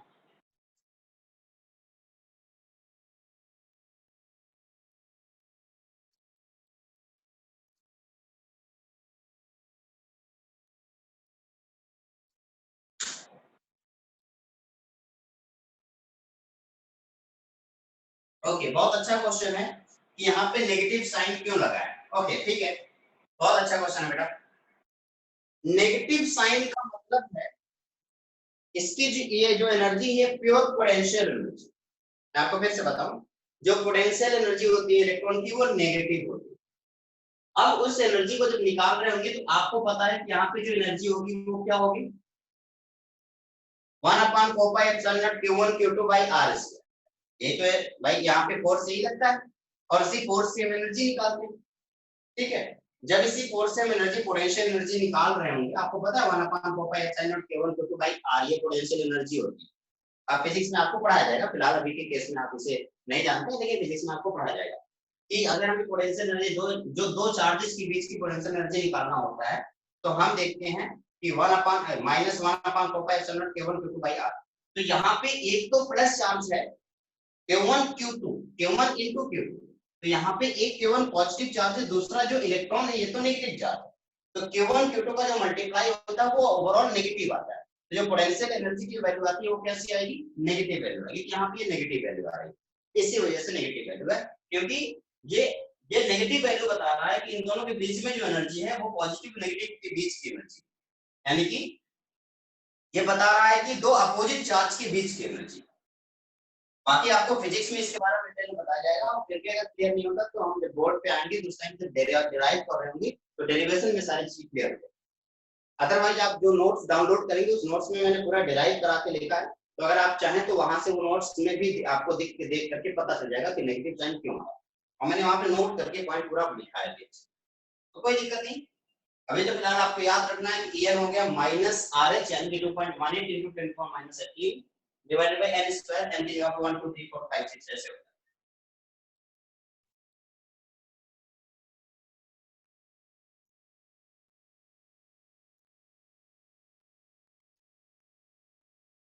ठीक है, तो आगे बढ़े। ओके, अगर मुझे फर्स्ट एनर्जी निकालना हो, E1 की वैल्यू कैलकुलेट करना होगा तो क्या करेंगे? N की जगह पे क्या लगाएंगे? 1 रख देंगे, और अगर N की जगह पे 1 रख देंगे तो E1 की जो वैल्यू आएगी -2.18 into 10 को -18, यहाँ माइनस लगा, यहाँ गलती होगी, माइनस लगा लेना, 1/1 की स्क्वायर यानी कि इक्वल टू आ गया -2.18 into 10 को -18 जूल, यानी कि फर्स्ट सेल की जो एनर्जी होगी वो होगी -2.18 into 10 to the power -18 joule. ठीक है, कहने का मतलब हुआ कि अगर इतनी एनर्जी प्लस में आप, यही एनर्जी अगर आपने इलेक्ट्रॉन को दे दिया, माइनस में है और आपने प्लस में यही एनर्जी दे दिया, तो इस टाइम एनर्जी कितनी हो जाएगी? टोटल 0। और जब इलेक्ट्रॉन 0 हो जाएगी तो वो इलेक्ट्रॉन बड़े आराम से आप वहां से निकाल सकते हैं, यानी कि इस जगह से अगर इलेक्ट्रॉन को निकालना हो तो आपको उतनी ही एनर्जी देनी पड़ेगी जितनी एनर्जी यहाँ पे माइनस में इसके पास है, उतनी एनर्जी आप प्लस में दे दीजिए, तो आप देखेंगे इलेक्ट्रॉन यहाँ से निकल जाएगा आराम से। इसी तरीके से आप E2 की वैल्यू निकालना चाहें, इसी तरीके से आप E3 की वैल्यू निकालना चाहें, या इसी तरीके से आप En की वैल्यू निकालना चाहें।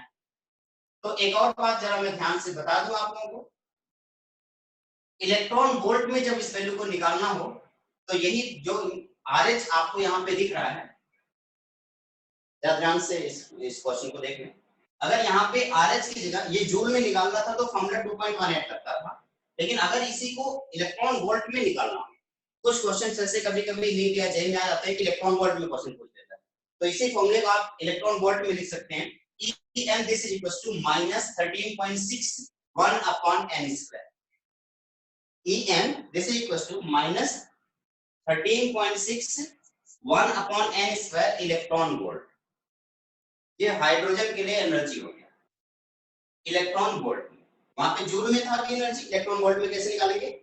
En this is equals to -13.6, ये वाली वैल्यू -13.6 1 upon n square। अब इस बार यूनिट बदल के इलेक्ट्रॉन वोल्ट में, तो पहले सेल की जो एनर्जी है E1 है -13.6 इलेक्ट्रॉन वोल्ट, दूसरे सेल की जो एनर्जी है वो -3.40 इलेक्ट्रॉन वोल्ट, तीसरे सेल की एनर्जी है -1.5 इलेक्ट्रॉन वोल्ट। आप देख रहे हैं जैसे जैसे ऊपर जा रहे हैं आप, एनर्जी क्या होती जाएगी? बढ़ती चली जाएगी।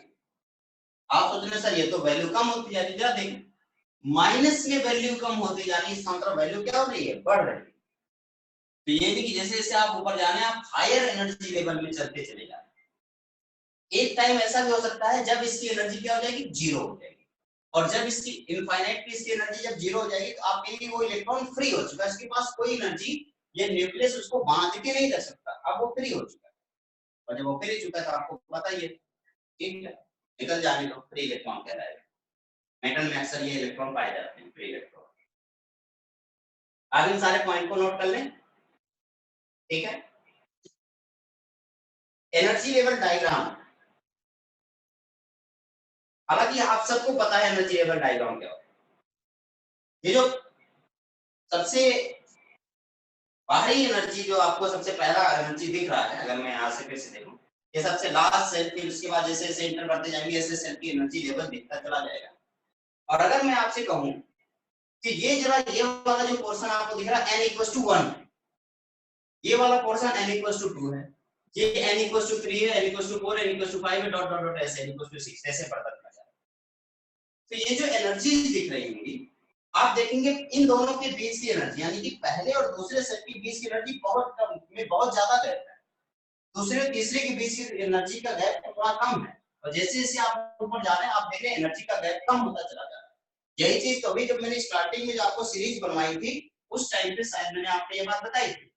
तो हाइड्रोजन लेवल, हाइड्रोजन के लिए जो एनर्जी लेवल डायग्राम बन रहा है, उस एनर्जी लेवल डायग्राम में आप देखेंगे जैसे जैसे आप ऊपर जा रहे हैं आप दो सेल के बीच की एनर्जी गैप को कम पा रहे हैं। इसी तरीके से आप बढ़ते बढ़ते कम होते होते होते होते चला जाएगा। अगर आप इनफाइनाइट पे पहुंच जाएंगे तो इनफाइनाइट पे उसकी एनर्जी क्या हो जाएगी? 0। और जब इनफाइनाइट पे उसकी एनर्जी 0 हो गई तब आप कहेंगे कि ये जो इलेक्ट्रॉन है जिसकी एनर्जी इस बार 0 है वो इलेक्ट्रॉन फ्री इलेक्ट्रॉन कहलाएगा, तो वो किसी भी तरीके से मूव कर सकता है, ठीक है। कोई दिक्कत है किसी को? तो यहाँ पे E1, E2, E3 electron volt में सारी वैल्यू दे रखी है, आप एक कॉपी में एक जगह पे एक लेवल से पूरी सारे पॉइंट नोट कर लेंगे, देख लें। E1 की वैल्यू -13.6 इलेक्ट्रॉन वोल्ट, E2 की वैल्यू -3.40 इलेक्ट्रॉन वोल्ट, E3 की वैल्यू -1.5 इलेक्ट्रॉन वोल्ट, E4 की वैल्यू है -8.5 इलेक्ट्रॉन वोल्ट। आप ऐसे ऐसे इसी तक पूरे पॉइंट को नोट कर रहे हैं।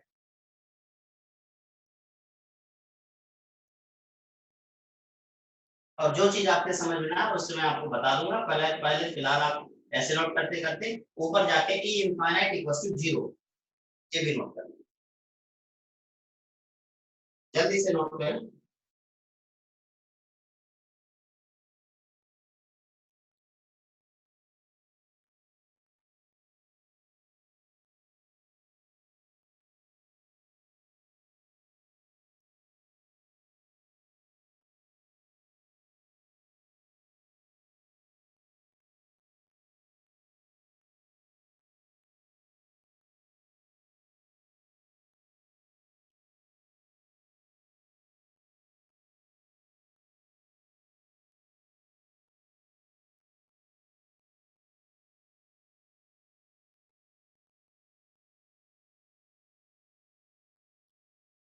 जिन लोगों ने पॉइंट नोट कर लिया है उनका उनके थोड़ा सा और करते हैं, थोड़ा सा और कर लीजिए।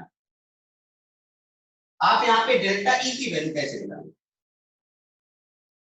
डेल्टा E1 निकालने के लिए आपको क्या करना पड़ेगा? E2 माइनस E1 करना होगा। जरा एक बार आप डेल्टा E1 निकालें E2 माइनस E1 करके। डेल्टा E2 कैसे निकालेंगे? E3 माइनस E2 करके। डेल्टा E3 कैसे निकालेंगे? E4 माइनस E3 करके। डेल्टा E4 कैसे निकालेंगे? E5 माइनस E3 करके। यानी इन दोनों के बीच का गैप, इन दोनों के बीच का गैप, इन दोनों के बीच का गैप, इन दोनों के बीच का गैप, इन दोनों के बीच का गैप। जरा एक बार मुझे निकाल करके बता दीजिए सब लोग। जिन लोगों ने नोट कर दिया है वो E2 minus E1, E3 minus E2, E4 minus E3, E5 minus E4, E6 minus E5 ऐसे निकालते मुझे इनके बीच का gap delta E1 delta E2 delta E3 ये सब निकालते मुझे बता।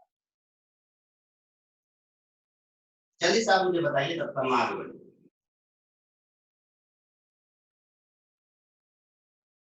निकालिए। कैलकुलेटर ये यूज कर सकते हैं, कोई दिक्कत नहीं। थोड़ा सा बेसिक मैथमेटिक्स है, माइनस प्लस कब लगेगा ये सारी चीजें आपको आनी चाहिए। आप मुझे बताइए कि आपने नोट कर लिया।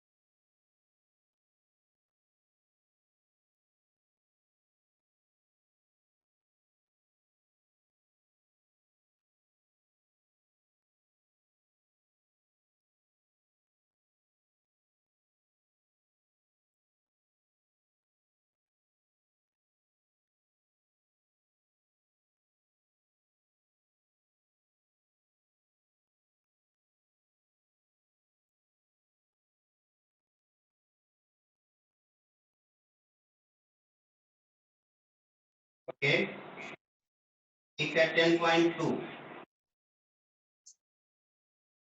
जो मैं पूछूं वो बताना। जरा आप मुझे ये बताइए ये जो गैप आपने निकाला है वो जैसे जैसे ऊपर जा रहे हैं उसकी वैल्यू डिक्रीज कर रही है या इंक्रीज कर रही है? बस आप मुझे ये बता दीजिए।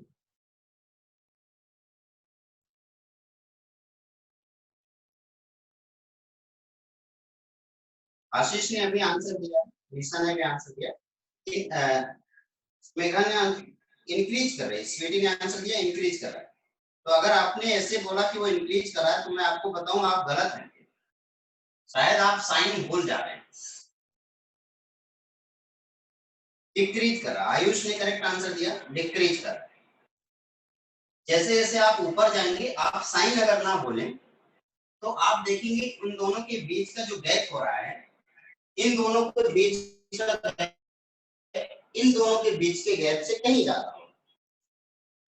इसी तरीके से अगर मैं बोलूं कि इन दोनों के बीच का गैप इन दोनों के बीच के गैप से बहुत कम होगा। जैसे जैसे हम ऊपर जाएंगे इन दोनों के बीच का जो गैप होता जाएगा वो कम होता जाएगा। इसका मतलब आपके कैलकुलेशन में कहीं थोड़ी सी मिस्टेक है, या शायद आपने माइनस साइन का प्रॉपर यूज नहीं। चलिए कोई बात नहीं, वो गलतियां आप सुधारते रहिए। आप देखेंगे कि इन दोनों के बीच का गैप देखिए ज्यादा है, फिर कम हो रहा है, फिर कम हो रहा है, फिर कम हो रहा है, फिर कम हो रहा है। तो अगर इन दोनों के बीच का गैप ज्यादा है तो इन दोनों के बीच का गैप ज्यादा होना चाहिए, फिर कम होना चाहिए, फिर और कम होना चाहिए, और कम होना चाहिए, और कम होना चाहिए, ऐसे होना चाहिए। तो इसका मतलब आपसे थोड़ी सी गलती हो गई, कोई बात नहीं, ये गलतियां होती रहती हैं। आगे बढ़ेंगे। अब हम बात करेंगे हाइड्रोजन लाइक स्पीशीज का मतलब क्या होता है। हाइड्रोजन के पास कितने इलेक्ट्रॉन होते हैं? एक इलेक्ट्रॉन। तो अगर हाइड्रोजन लाइक स्पीशीज की बात करें तो इसका मतलब वो सारे एटम जिनके पास सिर्फ एक इलेक्ट्रॉन पाया जाए उसको हाइड्रोजन लाइक स्पीशीज का नाम दिया जाएगा। तब आप एग्जांपल दे सकते हैं, जैसे कि हीलियम प्लस। हीलियम प्लस के पास कितने इलेक्ट्रॉन है? एक इलेक्ट्रॉन है, तो हाइड्रोजन लाइक स्पीशीज हो गया। लिथियम प्लस टू, कितने इलेक्ट्रॉन है? लिथियम के पास 3 इलेक्ट्रॉन होता है, लिथियम प्लस टू के पास कितने इलेक्ट्रॉन हो गया? 1 इलेक्ट्रॉन, यानी कि वो भी हाइड्रोजन लाइक स्पीशीज है। बेरिलियम प्लस 3, बेरिलियम के पास कितने इलेक्ट्रॉन होता है? 4, 3 प्लस कर दिया यानी कि 3 इलेक्ट्रॉन निकाल दिया, इसका मतलब कितने हो गया? 1 इलेक्ट्रॉन बचा। ये सब हाइड्रोजन हो गया, हीलियम प्लस हो गया, लिथियम प्लस हो गया, बेरिलियम प्लस 3 हो गया, ये हाइड्रोजन लाइक स्पीशीज कहलाए। ये तीनों क्या कहलाए? Hydrogen like species. आप नोट कर लें, हाइड्रोजन लाइक स्पीशीज का मतलब species which have only one electron या uni electron species. Hydrogen like species को एक और नाम दिया जाएगा यूनी इलेक्ट्रॉन स्पीशीज।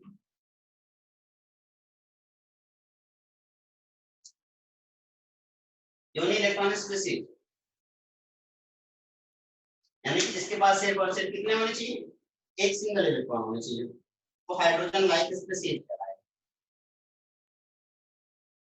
जरा इन सारे पॉइंट को ध्यान से समझ लीजिए, देख लीजिए, अच्छे से नोट भी कर लीजिए।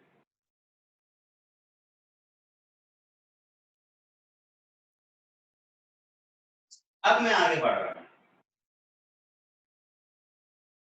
अभी तक अगर आपसे कोई पूछे कि हाइड्रोजन लाइक स्पीशीज क्या होता है, तो आप बोलेंगे कि एक ऐसा स्पीशीज जिसके पास सिर्फ एक इलेक्ट्रॉन, उसे हाइड्रोजन लाइक स्पीशीज बोलेंगे। जैसे helium plus, lithium plus two, beryllium plus 3, ये।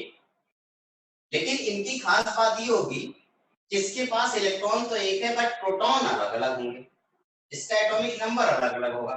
इसलिए अब अगर आपको इन एनर्जी के बारे में बात करनी हो तो उसकी जो एनर्जी होगी वो क्या होगी?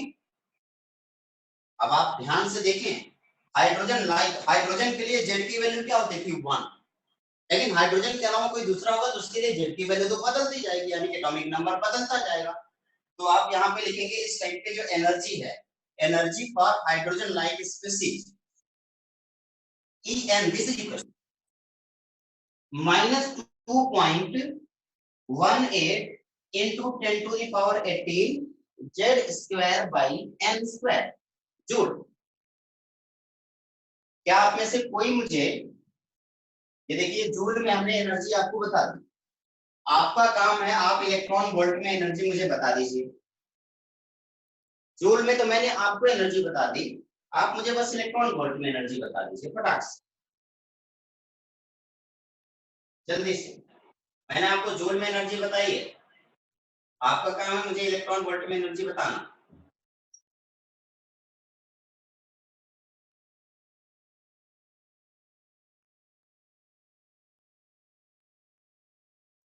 देखता हूँ किसका आंसर सबसे पहले आता है इलेक्ट्रॉन वोल्ट में एनर्जी। ई यानी कुछ, यहाँ पे बस इलेक्ट्रॉन वोल्ट में कांस्टेंट की वैल्यू जहाँ पे 2.18 है वही चेंज होगा, बाकी सब तो सेम रहेगा। बस उस -2.18 की जगह पे मैं क्या लिखूंगा, आपको बस इतना बताना है इलेक्ट्रॉन वोल्ट में मुझे क्या लिखना चाहिए। अभी थोड़ी देर पहले मैंने आपको बताया था -13.6 करेक्ट आंसर। आशीष ने बिल्कुल करेक्ट आंसर दिया, -13.6 Z square by n square electron volt. आप सभी लोग इसको नोट कर लीजिए। E n in electron volt is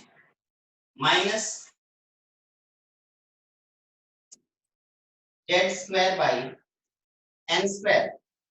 Ayush ने भी वैल्यू करेक्ट आंसर दिया। आप सभी लोग इसको नोट कर लेंगे।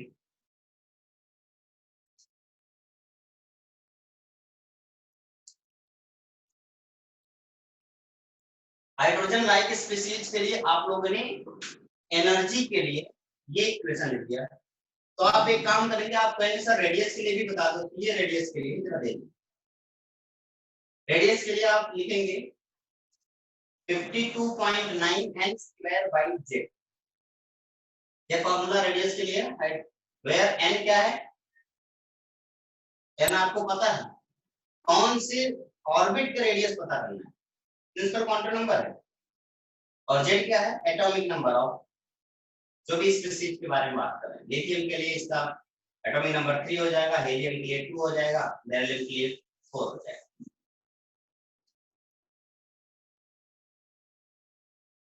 Rn equals to 52.9 n square by z picometre. यानी कि इसके बीच की जो Rn है, यानी कि रेडियस जो दिख रहा है, वो इस बार अगर हमें z पता हो, तो z अगर पता नहीं होता तो यहाँ पे 1 लिख देते थे, हाइड्रोजन के बारे में बात कर रहे हैं। लेकिन अगर यहाँ पे 1 ना हो, कोई और दूसरा स्पीशीज हो, तो Rn equals to 52.9 n square divided by z picometre.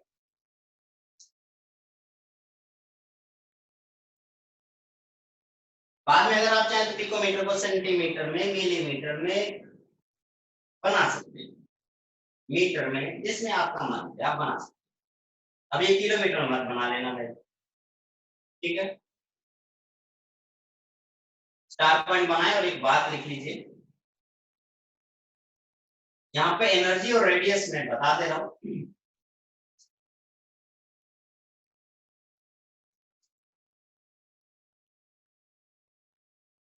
Star point बना के बात लिखें। देखें, जब मैं हीलियम के बारे में बात कर रहा था, हीलियम के लिए पहले, हीलियम के लिए जब मैं बात किया तो हीलियम के लिए जो एनर्जी आई वो इतनी आई फर्स्ट सेल की। लिथियम के लिए जो फर्स्ट सेल की एनर्जी आई वो इतनी आई। बेरिलियम के लिए जो फर्स्ट सेल की एनर्जी आई वो इतनी आई। हीलियम के लिए जो फर्स्ट सेल का रेडियस आया वो इतना आया। लिथियम के लिए फर्स्ट सेल का रेडियस इतना आया, और बेरिलियम के लिए फर्स्ट सेल का रेडियस इतना आया। अगर आप लिखना चाहें तो नोट कर लें, मैं बोलता जा रहा हूँ। हीलियम के लिए फर्स्ट सेल की एनर्जी है -8.72 इंटू 10⁻⁻18। सिर्फ इस पॉइंट को चेंज हो रहा है, -8.72 इंटू 10⁻⁻18 तो वही रहेगा। लिथियम के लिए जो एनर्जी आई है वो -19.62 इंटू 10⁻⁻18। बेरिलियम के लिए जो एनर्जी आई है -34.88 इंटू 10⁻18। तो आप जैसे जैसे आप नीचे जा रहे हैं, आप देख रहे हैं एटॉमिक नंबर बढ़ रहा है, और एटॉमिक नंबर बढ़ने से एनर्जी क्या होती जा रही है? डिक्रीज करती जा रही है। पहले -8 पॉइंट समथिंग था, फिर -19 पॉइंट समथिंग हो गया, फिर -34 पॉइंट समथिंग हो गया। यानी कि एनर्जी कंटीन्यूअसली क्या हो रही है? डिक्रीज हो रही है। आइए अब रेडियस देखते हैं, क्या रेडियस डिक्रीज हो रही है। तो आप बस देखेंगे कि जब हीलियम के लिए रेडियस देख रहा था तो 26.4 पिकोमीटर था। लिथियम के लिए जब यही देखा तो आप देखेंगे 17.6 है। जब बेरिलियम के लिए देखेंगे तो 13 पॉइंट समथिंग। मैं बस आपसे इतना कहूंगा कि energies and radii decreases with increase in atomic number. आपको सीधे ये पॉइंट नीचे वाला नोट कर लेना, इन सबको इसके बारे में जानने की ज्यादा जरूरी नहीं, बस आपको एक लाइन नोट करना है, energies and radii decreases with increase in atomic number. Energy and radii decreases with increase in atomic number. Atomic number की increase करने से energy and radii decrease करती जाएगी continuous।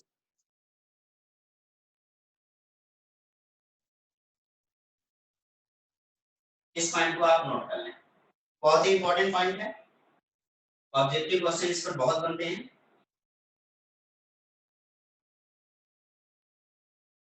जैसे जैसे आप एटॉमिक नंबर इंक्रीज करेंगे वैसे वैसे एनर्जी भी डिक्रीज कर दी जाएगी, और साथ ही साथ रेडियाई भी डिक्रीज कर दी जाएगी। And last one is the velocity. अगर हम वेलोसिटी की बात करें तो जैसे जैसे एटॉमिक नंबर इंक्रीज करता जाएगा उसकी वेलोसिटी इंक्रीज करती जाएगी। क्यों? क्योंकि फोर्स ऑफ अट्रैक्शन बढ़ता जाएगा और अट्रैक्शन फोर्स बढ़ने की वजह से उसकी वेलोसिटी क्या होती जाएगी? बढ़ती चली जाएगी। और जैसे जैसे शेल बढ़ता चला जाएगा उसकी वेलोसिटी डिक्रीज करती जाएगी। स्टार पॉइंट बनाएं और लिखें।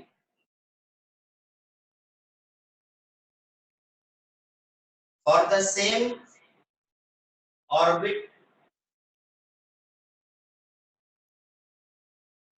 for the same orbit,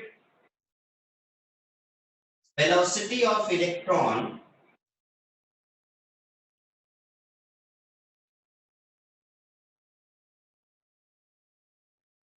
for the same orbit, velocity of electron increases with increase in atomic number. It's बोल रहा हूँ। For the same cell the orbit, velocity of electron increases with increase in atomic number. Atomic number के increase करने से velocity भी increase कर जाएगी। लेकिन जैसे ये अगर एक एटम के बारे में मैं बात करूं और उसके अलग अलग शेल के बारे में बात करूं, नेक्स्ट पॉइंट लिखिए।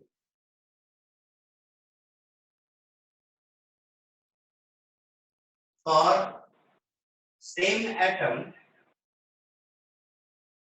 velocity of electron decreases with velocity of electron decreases with increase in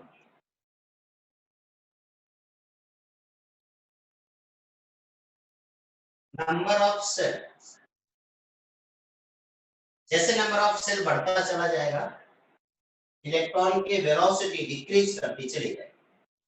देखिए पहले सेल में इलेक्ट्रॉन की स्पीड काफी तेज है, दूसरे सेल में इलेक्ट्रॉन की स्पीड थोड़ा स्लो है और थर्ड सेल में इलेक्ट्रॉन की स्पीड सबसे कम। Okay, helps to resolve many questions related to atomic structure and spectra. आइए देखते हैं।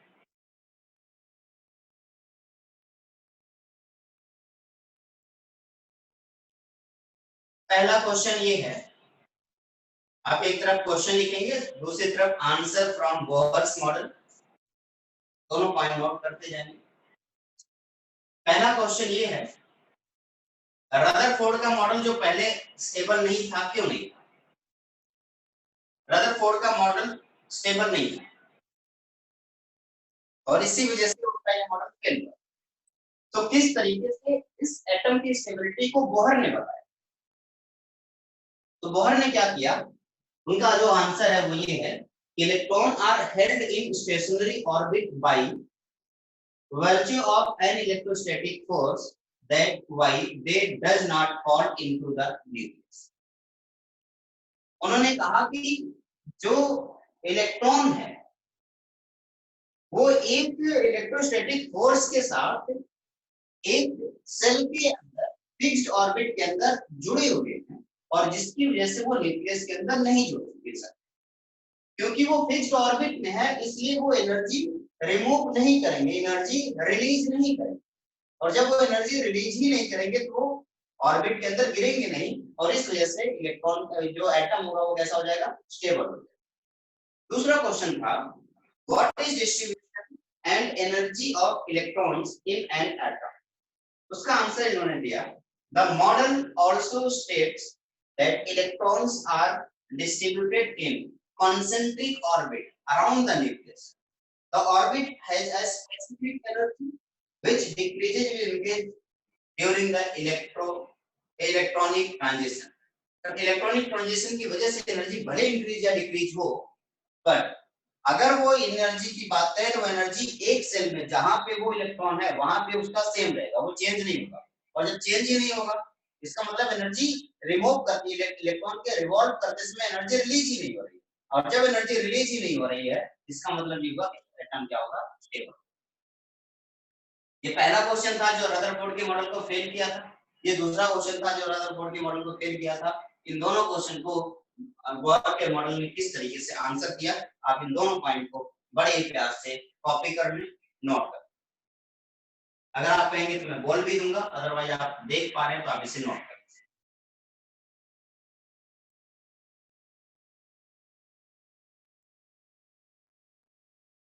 Question raised in limitation of Rutherford model, and दूसरी तरफ लिखना होगा आपको आंसर फ्रॉम बोहर्स मॉडल्स।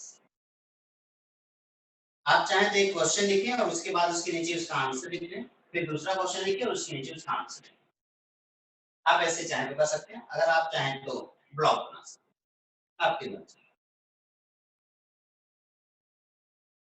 जल्दी से इसे नोट करें और उसके बाद मुझे कंफर्म इन्फॉर्म कर दें कि ये नोट हो गया, ताकि मैं आगे बढ़ सकूं।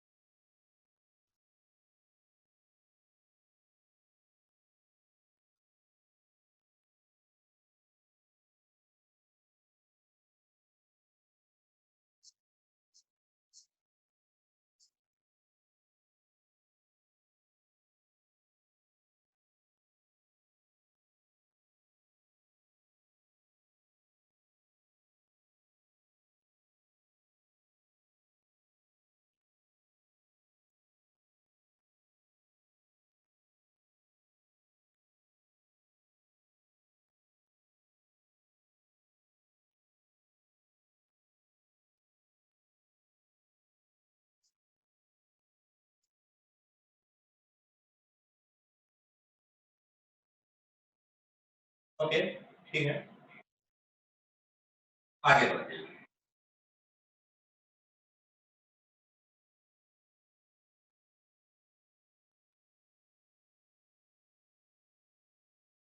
आपने ये सारे पॉइंट नोट कर लिए और इससे हमें ये पता चल गया कि किस तरीके से रदरफोर्ड के मॉडल जिसकी वजह से फेल हुआ था, उन सारी पॉइंट को किस तरीके से बोहर ने अपने मॉडल में एक्सप्लेन कर दिया। उन्होंने हाइड्रोजन के स्पेक्ट्रम को भी एक्सप्लेन किया, चाहे वो एब्जॉर्प्शन स्पेक्ट्रम हो चाहे इमिशन स्पेक्ट्रम हो, बहुत ही आसानी से सरलता पूर्वक उन्होंने एक्सप्लेन किया। उन्होंने ये भी बताया कि अगर कभी कोई भी इलेक्ट्रॉन फोटोन को एब्जॉर्ब करेगा तो लोअर एनर्जी से हायर एनर्जी पे जाएगा, और अगर वो फोटोन को इमिट करेगा तो वो हायर एनर्जी से लोअर एनर्जी पे आएगा। इन सारी बातों को बोहर के मॉडल में बहुत ही अच्छे से एक्सप्लेन किया गया। उसके लिए जो एनर्जी का चेंज होगा वो एनर्जी का change delta E equal to E final minus E initial होगा। चलो एक बार वापस आते हैं, रेडबर्ग के उस कांस्टेंट को एक बार फिर से देखने की कोशिश करें। मैं अगर आपसे ये कहता कि जो En है, यानी कि अगर यहाँ पे मैं इलेक्ट्रॉन के बारे में बात करूं या फिर मैं आपसे कहूं कि इनके बीच में जो एनर्जी का डिफरेंस आ रहा है वो एनर्जी का difference delta equal to E final minus E initial आता है, ये आपको पता था। तो अगर इसी तरीके से बढ़ाते बढ़ाते E1 E2 E3 से जाते जाते En तक पहुंच जाऊं तो आप कहेंगे उस टाइम में जो एनर्जी होगा वो माइनस RH 1/n², ऐसा होगा। और ये RH क्या है? Rydberg constant. तो उस टाइम पे अगर मैं आपसे ये पूछ लेता कि डेल्टा उस n तक पहुंचने के बाद डेल्टा ई कितना आएगा, तो आप बस इतना बोलेंगे एन की जगह पे क्या लिखेंगे एन फाइनल, और इनमें से कितना सब्ट्रैक्ट करना होगा ई इनिशियल, यानी कि आप उस टाइम पर लिख सकते हैं delta E equal to minus R H upon n final का स्क्वायर माइनस ई इनिशियल। तो इनिशियल के लिए एन इनिशियल के लिए क्या वैल्यू लिखेंगे, delta E equal to minus R H upon n square final minus R H upon n initial का square. जरा आप इसे ध्यान से देखें कि अगर दो इलेक्ट्रॉन दो सेल के बीच का एनर्जी गैप निकालना हो तो एनर्जी गैप किस तरीके से निकालेंगे, जरा इस पॉइंट को पहले नोट करें।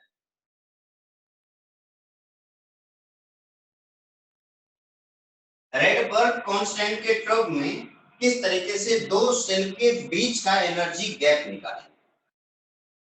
अगर हमें रेडबर्ग कांस्टेंट पता हो और हमें एनर्जी गैप निकालना हो दो सेल के बारे में, तो हम कैसे निकालेंगे, तो उसके फॉर्मूले को हम जनरेट करने जा रहे हैं, डिराइव करने जा रहे हैं।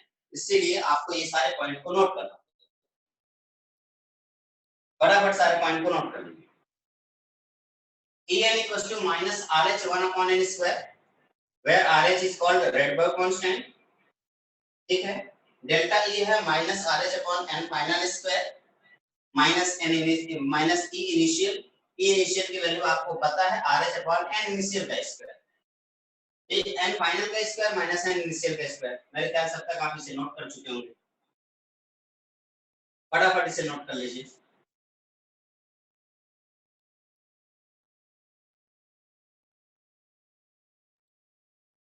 अब अगर RH को हम कांस्टेंट, ये RH कांस्टेंट दोनों में कॉमन है और वो भी कांस्टेंट है, इसको मैं बाहर ले लूं तो आप देखेंगे delta E equal to RH, अगर यहाँ पे माइनस से मल्टीप्लाई कर दिया जाए तो ये माइनस माइनस प्लस हो जाएगा, तो आप देखेंगे 1 अपॉन n इनिशियल का स्क्वायर माइनस 1 अपॉन फाइनल का स्क्वायर, सामने क्या है प्लस साइन। ये हो गया आपका रेडबर्ग इक्वेशन। रेडबर्ग ने बहुत ही चालाकी के साथ अपने इस इक्वेशन को बनाया, हालांकि उनका इक्वेशन किसी मतलब का नहीं है, लेकिन फिर भी हमें पढ़ना होता है। ये Rydberg equation where RH is Rydberg constant, जल्दी से इसे नोट कर लीजिए।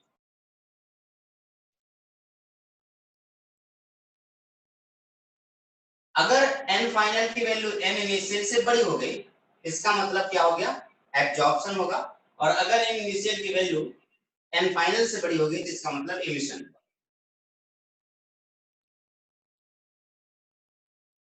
फॉर्मूले को थोड़ा जल्दी से नोट करें, अगर आप नोट नहीं कर पाए तो आप मुझे बता देना कि नोट नहीं हो पाया है। अगर इस फॉर्मूले में, कौन से फॉर्मूले की बात कर रहा हूं मैं, इस फॉर्मूले की बात कर रहा हूं, delta E equal to RH 1 upon n square minus 1 upon n final का स्क्वायर, ये रेडबर्ग फॉर्मूला है। इस रेडबर्ग फॉर्मूले में अगर मैं आपसे कहूं कि n1 और n2 में अलग-अलग रिलेशन होगा तो अलग-अलग टाइप की बातें आएंगी। अगर n final is greater than n initial है, समझ आना है, एब्जॉर्प्शन की बात कर रहे हो। लेकिन अगर n initial is greater than n final है तो समझ जाना कि हम इमिशन के बारे में बात कर रहे हैं। तो कब एब्जॉर्प्शन होगा और कब इमिशन होगा, ये इस फॉर्मूले से हम बड़े आराम से देख पाएंगे। इसके लिए बस हमें ये पता होना चाहिए कि कौन सी वैल्यू ज्यादा है, कौन सी वैल्यू कम।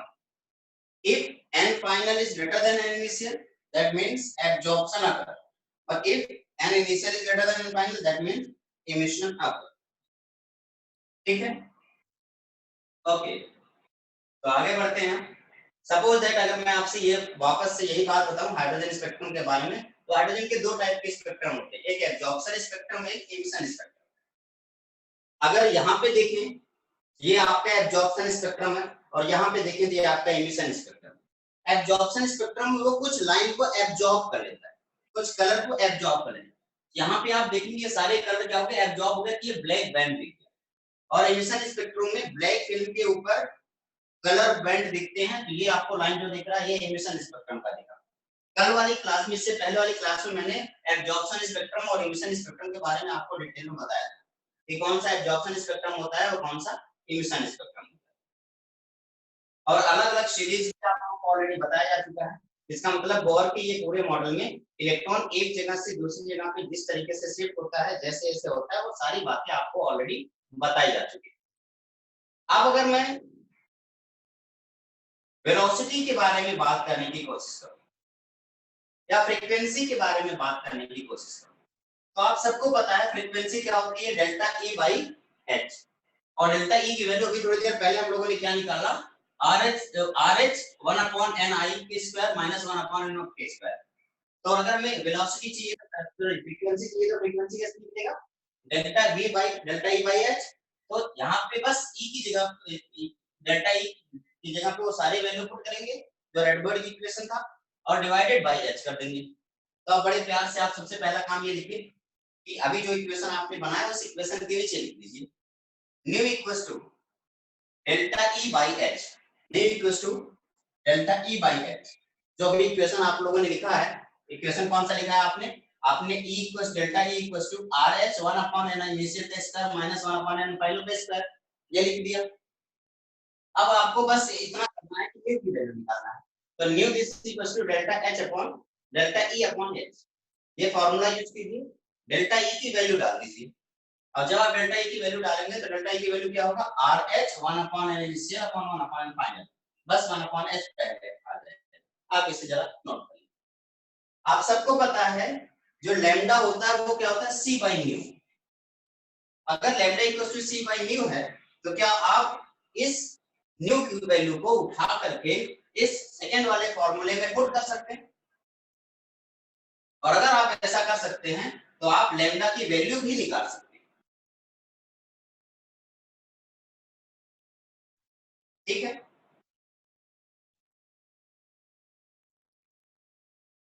एक बार वापस मैं आपको बता दूं, आप लोगों का काम क्या होगा, आप न्यू की वैल्यू यहाँ पे कैलकुलेट कर चुके हैं।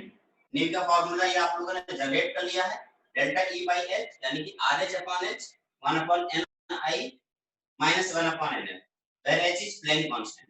और हमारे पास दूसरा फॉर्मूला है lambda equals to c by nu. तो अगर आप चाहें तो इस न्यू की वैल्यू को उठा करके यहाँ पे पुट कर सकते हैं, आपकी मर्जी है। अगर आप चाहें तो एक नया फॉर्मूला लैम्डा के लिए बना सकते हैं, अगर आप चाहें तो, और नहीं चाहें तो कोई बात ही नहीं, या चाहे तो 1 बाई लैम्डा के लिए भी बना सकते हैं। अगर मैं आपसे कहूं कि high number of photon with same frequency, आप जितना एक ही फ्रीक्वेंसी की ज्यादातर फोटोन अगर आप ज्यादा डालेंगे, इसका मतलब ये होगा कि आपने इंटेंसिटी ज्यादा डाल दी। इसे याद कीजिए, फोटो इलेक्ट्रिक इफेक्ट मैंने ये सारी बातें क्लियर कर दी थी। वही बात, वो सारी बातें बोर के इस मॉडल से अच्छे से एक्सप्लेन हो जा रही है। जितना ज्यादा फ्रीक्वेंसी वाला आप, जितना ज्यादा इंटेंसिटी वाली आप लाइट डालेंगे उतना ज्यादा इलेक्ट्रॉन इमिट होगा। यानी कि जो हम लोगों ने वहां पढ़ा था वो इधर सारी चीजें अच्छे से एक्सप्लेन होती जा रही है, सब कुछ अच्छे से समझ में आ गया। यानी कि बोर का ये मॉडल अच्छे से एक्सेप्ट किया जा सकता है। तो बोर के एटॉमिक मॉडल के अकॉर्डिंग न्यूक्लियस सेंटर पे होता है, इलेक्ट्रॉन उसके चारों तरफ अट्रैक्ट जैसे घूमते रहते हैं, रिवॉल्व करते रहते हैं, ये सारी बातें हैं। लेकिन आपको पता है हर मॉडल में कुछ न कुछ लिमिटेशन होते हैं। बोहर के मॉडल में लिमिटेशन क्या हो गया, बोहर के मॉडल में लिमिटेशन ये हो गया कि ये सिर्फ और सिर्फ,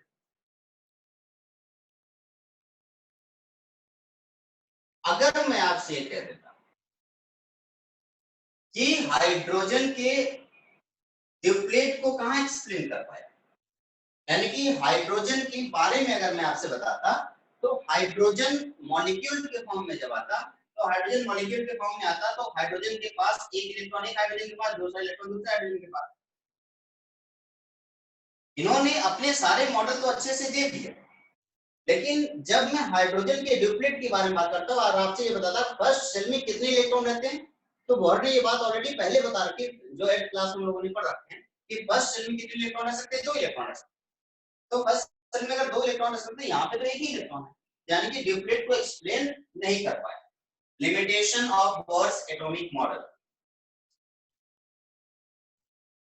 it is failed to explain, देखें limitation of Bohr's atomic model.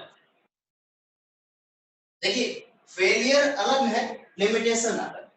Failure के बारे में हम बाद में बात करेंगे, अभी फिलहाल की क्लास, अभी की क्लास में हम लोग क्या कर रहे हैं, लिमिटेशन के बारे में बात कर रहे हैं। लिमिटेशन ठीक है, limitation of Bohr's atomic model, presence of doublets in the hydrogen spectrum. दूसरा, failed to explain Zeeman effect. Zeeman effect क्या होता है, इन सारी चीजों के बारे में बाद में एक्सप्लेन किया जाएगा, आपको फिजिक्स में पढ़ाया जाएगा ये सारी चीजें। अभी हम जीमेंस इफेक्ट के बारे में बात नहीं करेंगे। It is fail to explain Zeeman effect. अब चलिए यहाँ पे थोड़ी बहुत बातें मैं जीमेंस इफेक्ट के लिए बता रहा हूँ। जो इन्होंने स्पेक्ट्रम देखा था, स्पेक्ट्रम की एक सिंगल लाइन देखी थी, एक्चुअली ये गलती कर दिए थे, क्योंकि अगर मैं उसी लाइन को पास से ज्यादा के और ज्यादा अच्छे स्पेक्ट्रोस्कोप अच्छे ज्यादा माइक्रोस्कोप से देखूं, ज्यादा इलेक्ट्रॉन माइक्रोस्कोप से देखने की कोशिश करूं, एक अच्छे हाई स्पेसिफिक माइक्रोस्कोप से देखूं, तो आप देखेंगे वो सिंगल लाइन नहीं है, बल्कि वो 3 लाइनों। अगर वो 3 लाइन काफी पास पास है और दूर से देखेंगे तो सिंगल लाइन दिखेगा, बोर ने उसको बस दूर से देखा, तो इस तरीके से ये फेल हो गए, ये जीमेंस के इफेक्ट को एक्सप्लेन नहीं कर पाए। तो it is fail to explain Zeeman effect. Next, पहला क्या था, ये हाइड्रोजन के डुप्लेट को एक्सप्लेन नहीं कर पाए। दूसरा था it is fail to Zeeman's effect, Zeeman's की इफेक्ट को ये एक्सप्लेन नहीं कर पाए। थर्ड है it is fail to Stark effect, Stark effect को ये भी एक्सप्लेन नहीं कर पाए। ये स्टार्क इफेक्ट हमारे सिलेबस में नहीं है, ठीक है। It is fail to Stark effect.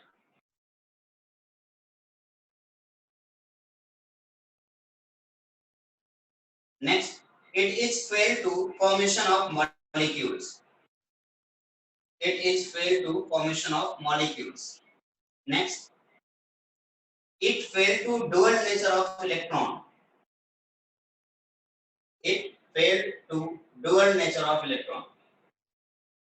यानी कि इलेक्ट्रॉन पार्टिकल नेचर भी रखता है, वेव नेचर भी रखता है, इस बात को ये नहीं बता पाए। It failed to dual nature of electron.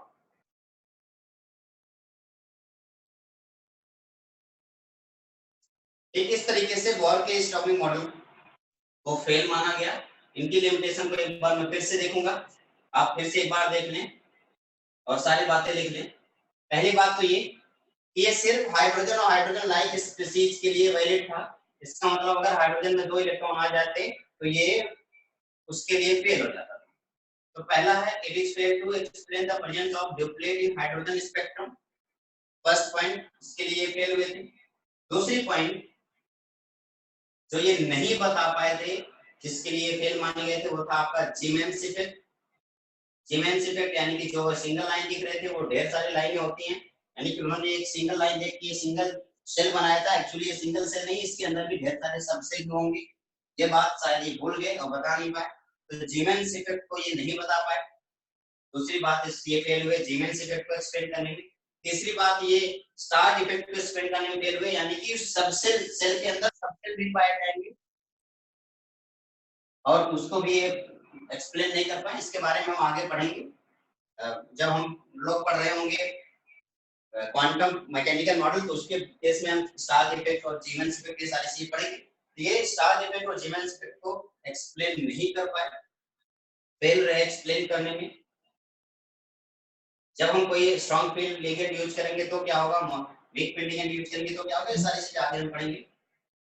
और ये मॉलिक्यूल अगर बन जाता था, मान लो 2 हाइड्रोजन एटम मिलकर के एक मॉलिक्यूल बना लेते तो टोटल कितने इलेक्ट्रॉन आ जाते हैं, 2 इलेक्ट्रॉन आ जाते थे। तो 2 इलेक्ट्रॉन के लिए भी ये मॉडल फेल हो जाता था। तो it is fail to explain formation of molecule, molecule के फॉर्मेशन को भी एक्सप्लेन नहीं कर पाए और उसके लिए फेल हो गए। नेक्स्ट फेलियर इनका क्या है, it is fail to dual nature of electron. It is fail to explain dual nature of electron, electron के डुअल बिहेवियर को भी एक्सप्लेन नहीं कर पाए और क्या हो गए, फेल हो गए। इस तरीके से ये सारे पॉइंट हैं जिनको बोर्स के एटॉमिक मॉडल, बोर्स ने अपने एटॉमिक मॉडल में बना तो दिया, काफी मेहनत किया था, हम लोग भी काफी मेहनत किए, 2 लेक्चर से 3 लेक्चर से पढ़ रहे हैं बोर के मॉडल को, और जब पढ़े तो फाइनली हमें पता चला कि सब फेल। ना तो ये हाइड्रोजन के अलावा कोई किसी एटम के लिए एप्लीकेबल है, पहली बात तो यहाँ पे फेल हो गया, यानी कि ये एप्लीकेबल सिर्फ और सिर्फ हाइड्रोजन है, हाइड्रोजन लाइक एटम के लिए है। कोई ऐसा एटम जिसके पास 2 इलेक्ट्रॉन या 2 से ज्यादा इलेक्ट्रॉन हो जाए तो उसके लिए फेल हो जाता था। दूसरी बात, ये जीमेंस के इफेक्ट को एक्सप्लेन नहीं कर पाए, यानी कि ये सब सेल ही बता पाए, सेल के अंदर के सब सेल नहीं बता पाए। तीसरी बात, उस सब सेल के अंदर के सब सेल यानी कि ऑर्बिटल के बारे में भी नहीं बता पाए, यानी कि ये स्टार्क इफेक्ट को भी एक्सप्लेन नहीं कर पाए। जीमेंस इफेक्ट से हमें सबसेल पता चला था, स्टार्क इफेक्ट से हमें सब सबसेल यानी कि ऑर्बिटल पता चला था। ना तो ये सबसेल बता पाए ना ही ऑर्बिटल बता पाए। उसके बाद तो और जब ये मॉलिक्यूल इलेक्ट्रॉन के डुअल बिहेवियर को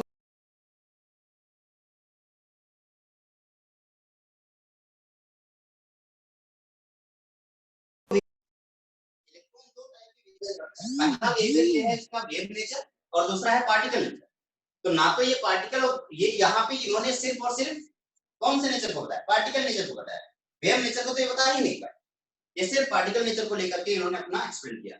और तो और मैं आपको एक बात बताऊं जो अभी आप शायद लिखना भूल गए, इनका ये जो मॉडल था ये सिर्फ और सिर्फ 2 डायमेंशनल मॉडल। एक एटम 2D कैसे हो सकता है, वो तो स्फेरिकल है तो 3D होगा, जबकि इनका मॉडल 2 डायमेंशनल मॉडल, ये इनका मॉडल बोर्ड पे आराम से बनाया जा सकता है। तो कहीं ना कहीं इनका मॉडल 2 डायमेंशनल था जिसकी वजह से इनका मॉडल और फेल हो गया। तो फेल होने के क्या क्या रीजन, पहला reason it is applicable only for hydrogen atom या हाइड्रोजन लाइक एटम। दूसरा it is fail to explain Zeeman effect. तीसरा it is fail to explain Stark effect. चौथा it is fail to explain dual behaviour of dual nature of electron, and fifth one it is failed to explain the formation of molecule, and next one it is also failed due to 2 dimensional model of atom। ये सिर्फ 2 dimensional model of atom था, इस वजह से ये fail हुआ। तो इनकी वजह से बोहर्स ने अपने मॉडल, ये सारे इनके मॉडल फेल हो गए। अब क्वेश्चन आया कि ये जितने भी क्वेश्चंस पूछे हैं, चाहे जीमेंस इफेक्ट हो, चाहे स्टार्क इफेक्ट हो, चाहे मॉलिक्यूल के फॉर्मेशन की बात हो, क्या ये सारी चीजें को एक्सप्लेन करने वाला कोई मॉडल और आ सकता है? क्या ऐसा कोई है जो इन सबके क्वेश्चन को अच्छे से एक्सप्लेन कर पाए? और उस आगे आने वाले उस मॉडल को पढ़ने से पहले कुछ बातों को ध्यान से देखना होगा। पहला, dual behaviour of matter, and second one, Heisenberg's uncertainty principle. इन दोनों को देखने के बाद हम आगे आने वाले मॉडल को पढ़ेंगे। लेकिन आज हमने बोर के मॉडल को पढ़ा और बोर के मॉडल के लिमिटेशन को अच्छे से देखा। नेक्स्ट क्लास में हम लोग आखिरी वाला मॉडल जो है उसके बारे में बात करेंगे, लेकिन उस आखिरी मॉडल के पढ़ने से पहले ही इन दो बातों को ध्यान से देखना होगा। तो आइए आज का लेक्चर यहीं पे खत्म करते हैं। आप सब लोग अपना ध्यान दे रखना, बहुत ज्यादा थक चुके होंगे क्योंकि 3-2 घंटे की लगातार क्लास में आपको लिखना ही था आज की क्लास में, और थोड़ा सा समझना भी था। ठीक है, तो आज की क्लास यहीं पे खत्म होती है। मिलते हैं ब्रेक के बाद। अगले क्लास में हम लोग पढ़ेंगे क्वांटम मैकेनिकल मॉडल के अप्रोचेज या उसके डेवलपमेंट के बारे में। तो ठीक है, चलते हैं फिर।